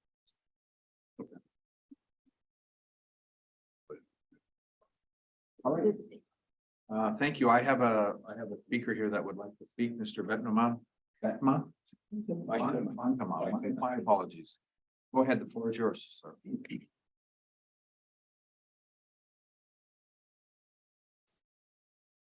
Okay, I'm just here for the Wyoming Christian Reformed Church, which his property backs up to. The chairman would have been here, but we didn't get the notification till yesterday morning at our committee because of it got mailed somewhere else in town. Lost for a while. Regarding the variance, we have no issue with his application. As mentioned, we received it yesterday morning, so we didn't have time to go out and check the property line and stuff, but we presume that the row of evergreens across there is gonna have to be torn out. I just wanted to. Yeah, actually. It'll be closer to the house and Side of that? Yeah, Okay. it's all inside the fence. David, the fence is the property line? No, No, I don't think so. no. Okay, anyway, that's fine then. And we're not sure if raising the grade where it's gonna be built, so we just want to make sure that he has a drainage plan for the roof water. That's taken care of. But our main concern would be that if this goes through, does Mr. Hornblower have access from his own laneway to bring in the heavy equipment and construction equipment, trucks, cement trucks from his own laneway? We just replaced two of our roof drains that go across that parking lot. And it's still soft there. And we have the ground source heat pipes coming out of the northwest corner of the church, which is closest to that. So our underground heating pipes are all under there somewhere, so we'd like to keep heavy trucks off that as much as possible. I'm not sure if that's. Yeah, I'm not sure. For your guide, but. The drainage is there, yeah, that is there. I'm just not oftentimes we have access to with heavy equipment. What are you? That's It should, no, I have lots of room. Everything will be on.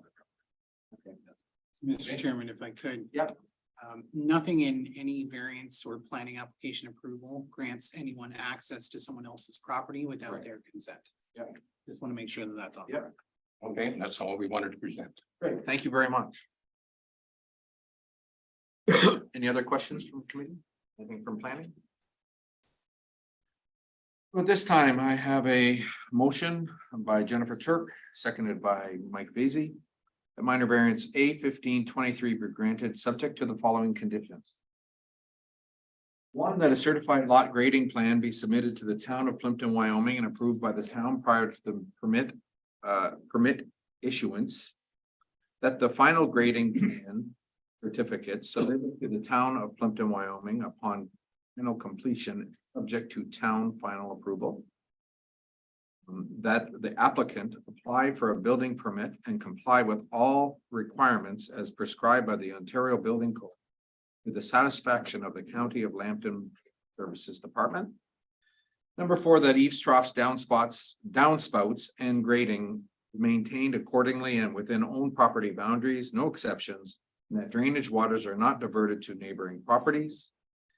Number 5, that the property is generally maintained and drained during the construction process that the drain waters are not diverted to neighboring properties and that weeds and grass are not, that weeds and grass are always maintained within 20 centimeters, 8 inches or less.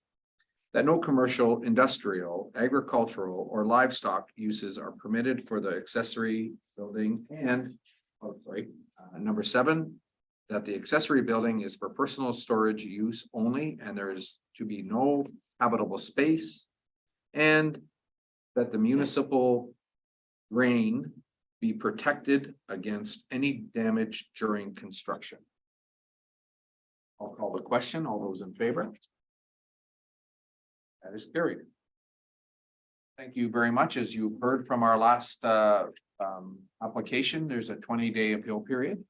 After that, or within that appeal period, you can have that discussion with Isabella or Ella.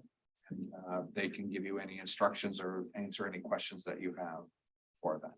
Thank you. Thank you very much. All right, well, we're only half an hour behind now, so bad.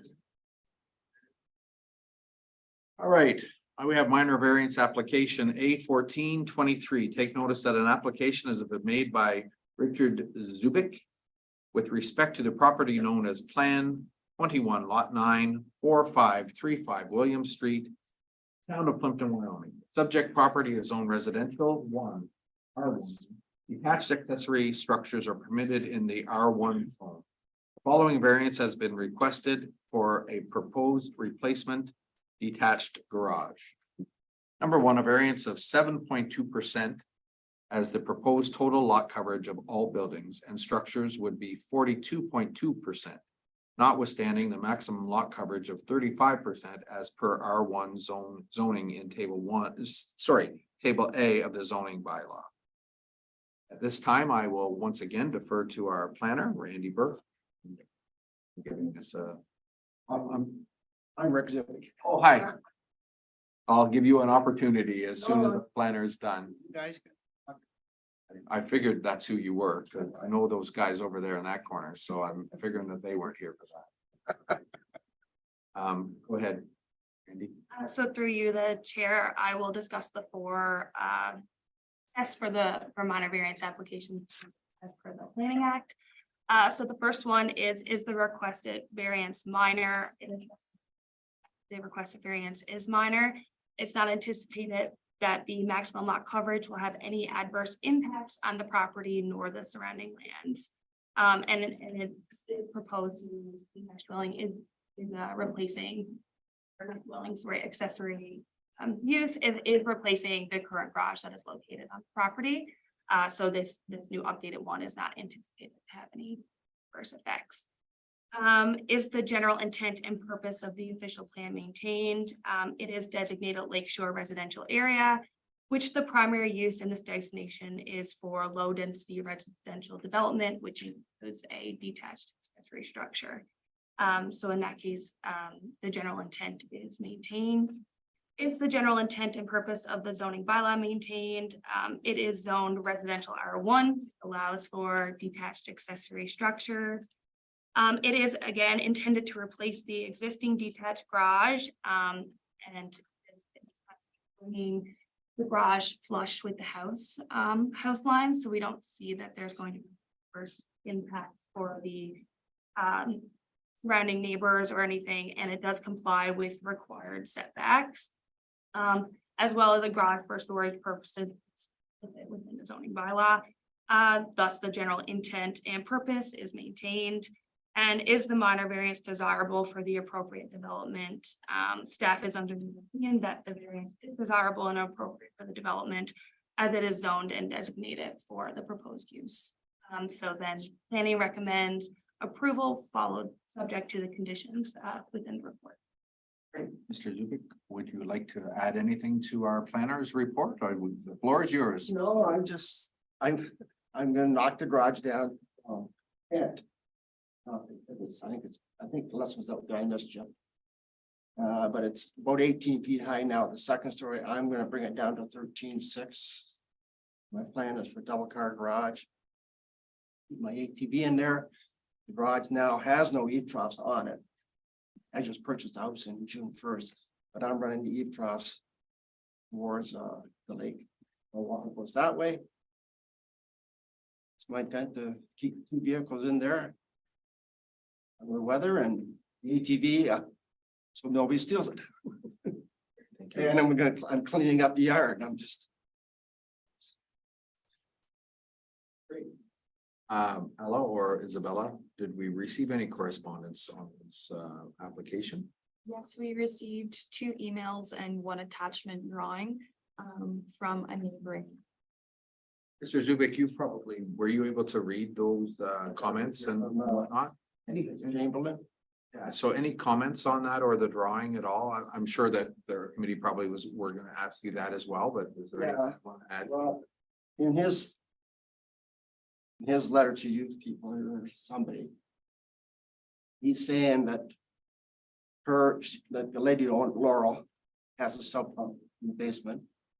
And it's pumped up and she has a drain there outside, but it runs out to William Street. The drain in the corner. But if you look at Vince's house, all his eave troughs all go under the house. He's not directing his water anywhere under the house. Apparently, I've heard apparently there's supposed to be a sump pump under there. I'm not too sure. But yeah, he's not directing the water. I'm directing the water. And even though I'm directing up towards corner. Oh, it's south or northeast corner. Other than cutting a tree down, I just want to cut the branches. Overhang my property. If I do get approval to build a new garage. $60,000 in it, those big branches, I just don't want them coming down on my garage. Which I'm not taking the tree down because it's on his lot, just the ones overhanging. I've asked him, I told him I'm gonna do that. He's saying he doesn't want it, but what his comment to me was, that's what you pay insurance for. So sorry. Yeah, so those kinds of things will have to be mitigated if. Yeah, no, it just set me back and said. I'm not asking for a lot, I'm just asking for build a nice garage, because the one there now is upstairs is old. Sorry, Adam. So just to add a little bit of background information for the committee who may or may not be aware, the town of Plympton-Wyoming does not have a tree bylaw.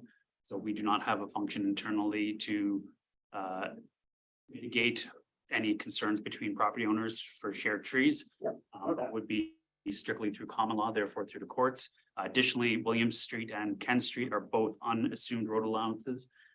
They are maintained partially by a homeowners group. The town does provide partial services under agreement with that homeowners group. Also, the town does not maintain any of the drainage infrastructure in that area. It is also maintained by the private ownership group in that area. I'm one of the property owners to help out. Great. Thank you, Adam, for your clarification. At this time, I'll go to our committee for more questions and I'll start with Les. one of the questions that I had is on the drawing here, it shows 34 or 32 feet. Well, when I was talking this left, I had 34, 32, but I can live with 32. And I did have 28, and she recommended go down to 25, so I can get 2 vehicles in there, like have a car garage. Inside, So it's actually 32 feet. 32 feet. 25. Yeah.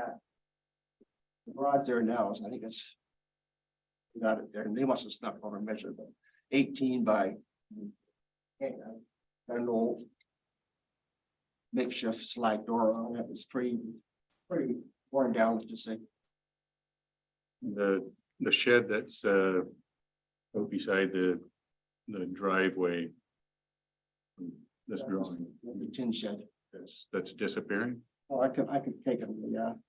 If it. All I got in there is a little firewood. I'm just looking at it, and it looked like it's half on the lot and half on inside the lot. I'm never sure. I don't think I can move it. It's just sitting on a piece of wood, that frame. You'll remove all accessory. Fine. You'll remove all accessory sheds then? The shed? Yeah, all sheds. I only get, yeah, so just one, I think it's 8 or 10 by. Decks then. For you, the chair, it is a condition of the application to ensure the removal of all other accessory structures on the property. To identify decks, steel shed, and existing detached accessory structure. Says yes.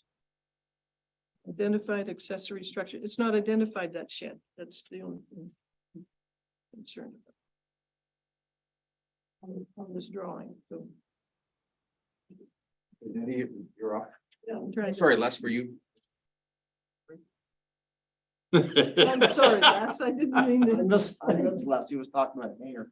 Yeah, I'm sorry, Deputy Mayor. Yes.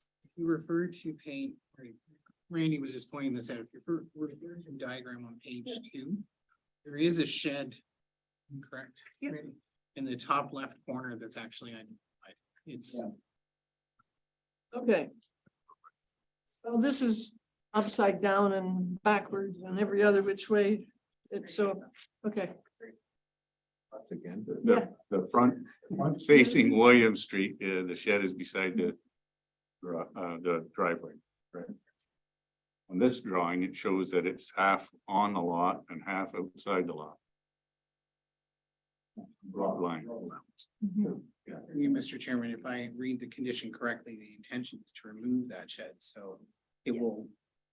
If he approves the condition, then it will simply be removed. Okay. It's not, it was been there since. The previous owners. That's all.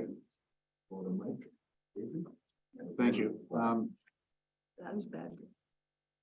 I understand what the cottages, they're all goofy lots and everything else. I find lot is maxed out as it is, and to allow more building on it greatly affects the neighbor. Really can't support this. Hello? Understand what the cottage. What did Jennifer? I'm asking for clarification. Are you doing 34 feet or 32? 32. The sketch that we have with the planning report says 34 or 32. So Well- it makes it, and it's not your fault, Rick. It just makes it difficult for the committee to decide what it is that we're looking at when Hello? we're at 2 different. Please, hello one. It's gonna remain at the back. In footprint. And it's going to be 25 feet on the front. So you're going 32 by 25. 32 by 25, and that's gonna go towards the lake. Property line, where it is now, the original garage. Back and. I want you to stay unmuted. Left corner, will stay the same. Thank you. Is that all? Okay, noted. Can I ask them? You can now go. Okay, thank you. So it says that the identified accessory structures on the property be removed prior to building permit issuance. That shed is not identified. That's what I'm saying on this. It says to identify the steel shed and existing detached accessory structure. See, they're noted, he's got them noticed. He's got removed on both those decks, right? And then the proposed garage also, nothing on that shed, and that shed has to be removed too. Can we identify it, please? Through you, the chair, he has the, identified that he was removing it. It was staff's opinion that the shed should also be removed. And again, that is reiterated in the conditions that the shed located on site, the subject property be removed.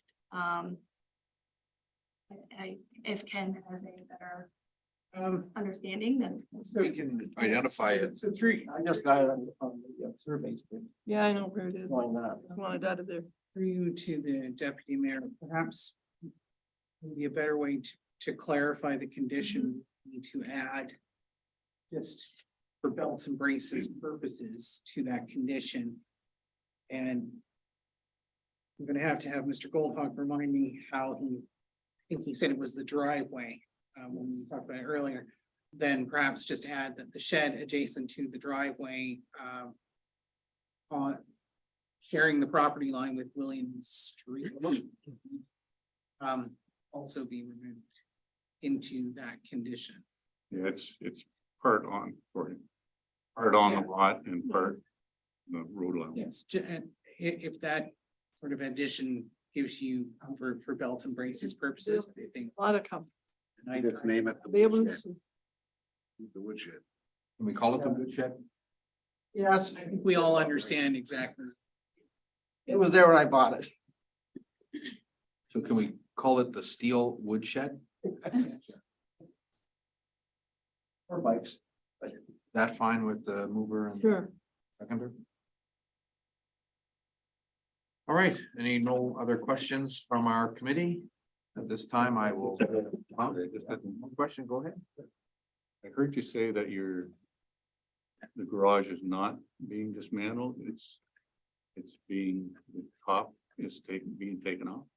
No, the whole thing is gonna be. Also, the whole thing, okay. It's pretty, I miss, no, sorry, no, it's pretty. Uh, old and The roof leaks and the skylights leak. that's okay. All right, I have a motion here, moved by Les Goldhawk. Oops, my apologies. There's a caller that has tried to unmute several times and I kept muting them, so I'm not sure if they. At this time, my apologies, I wasn't aware. I kept muting them, so. Oh, okay. The caller, would you mind identifying yourself and if you would like to speak on this application?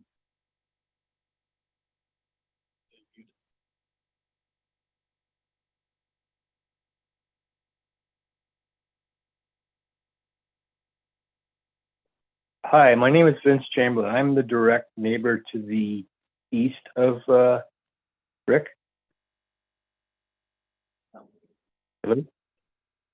And what is your address, sir? 7811 Ken Street.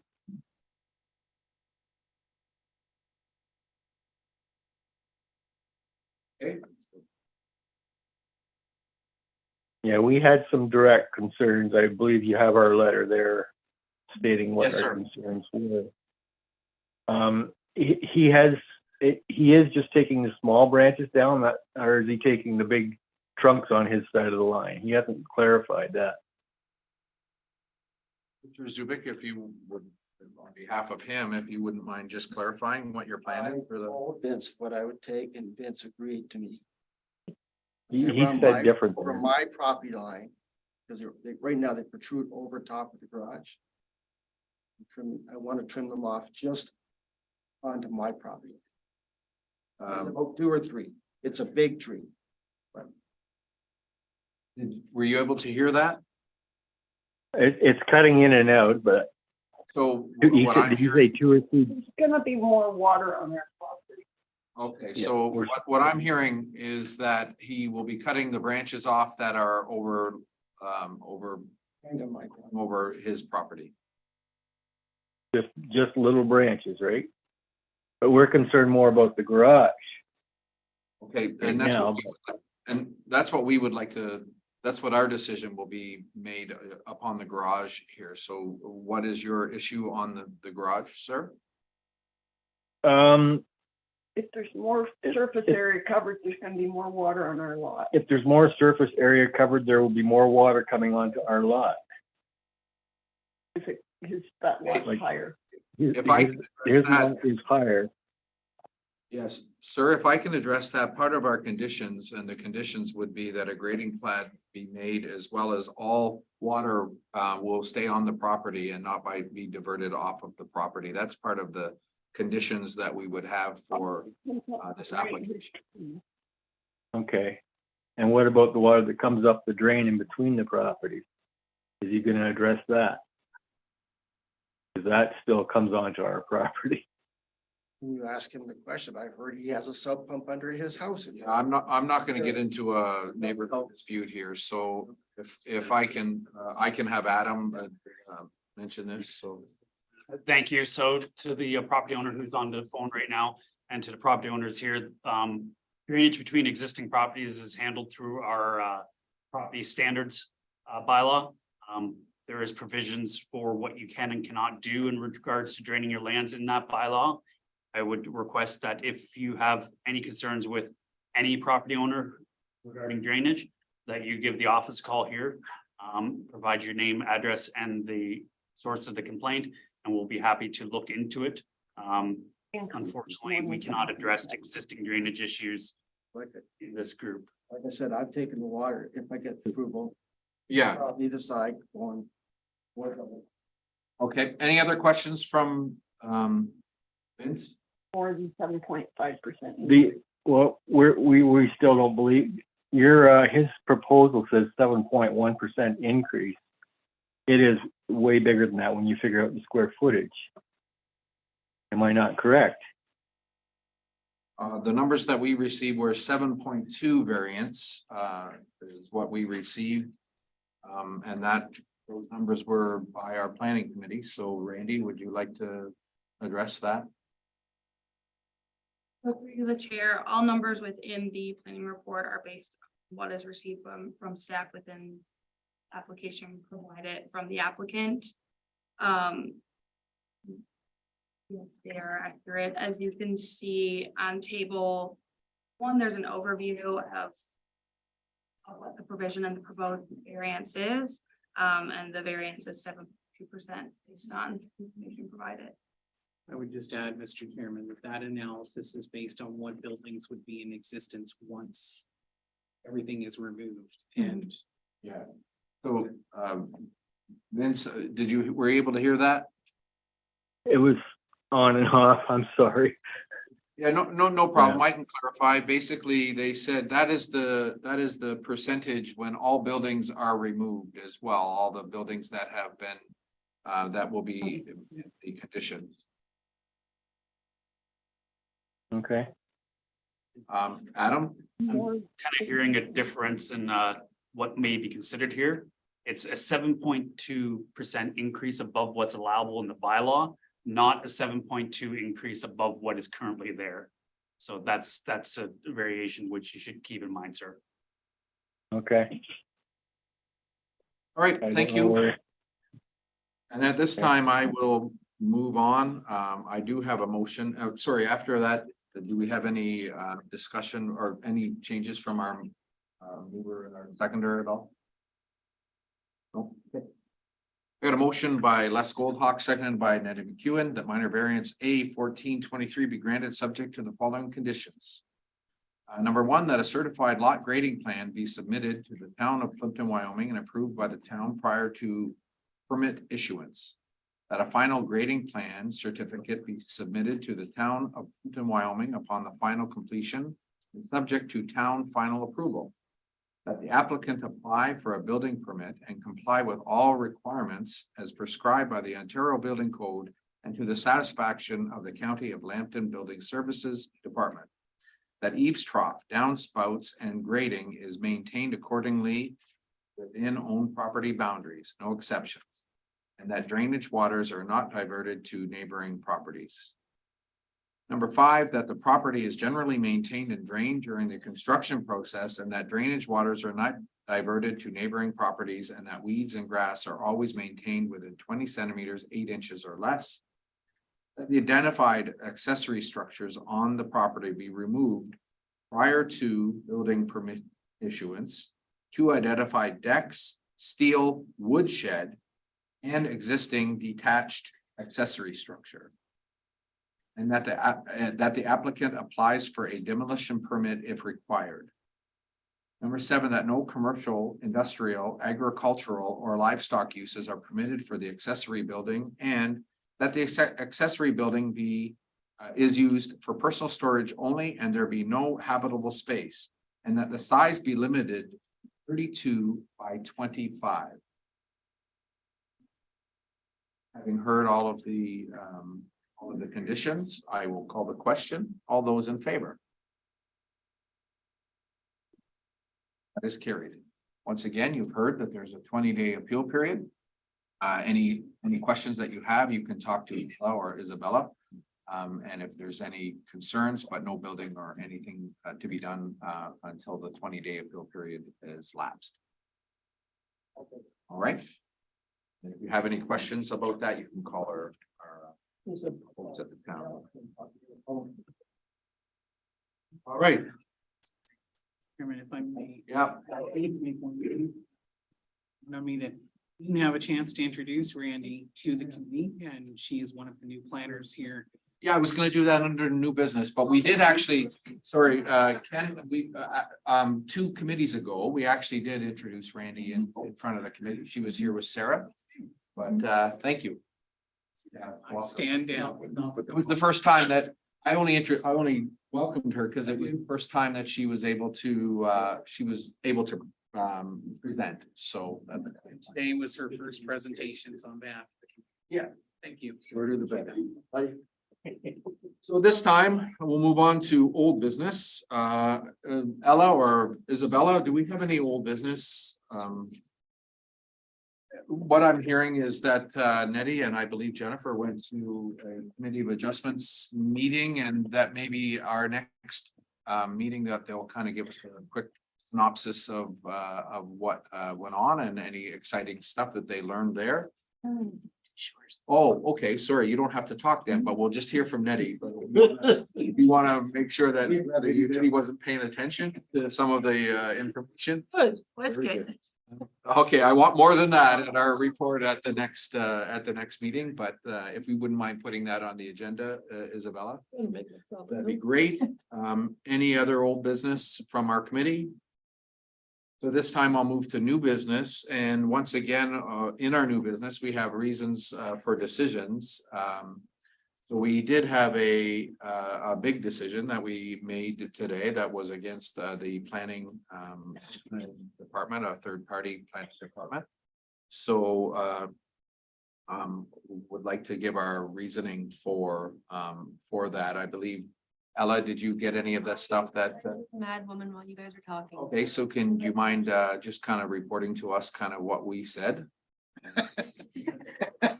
What was that? Just to remind us. Make it sound smart.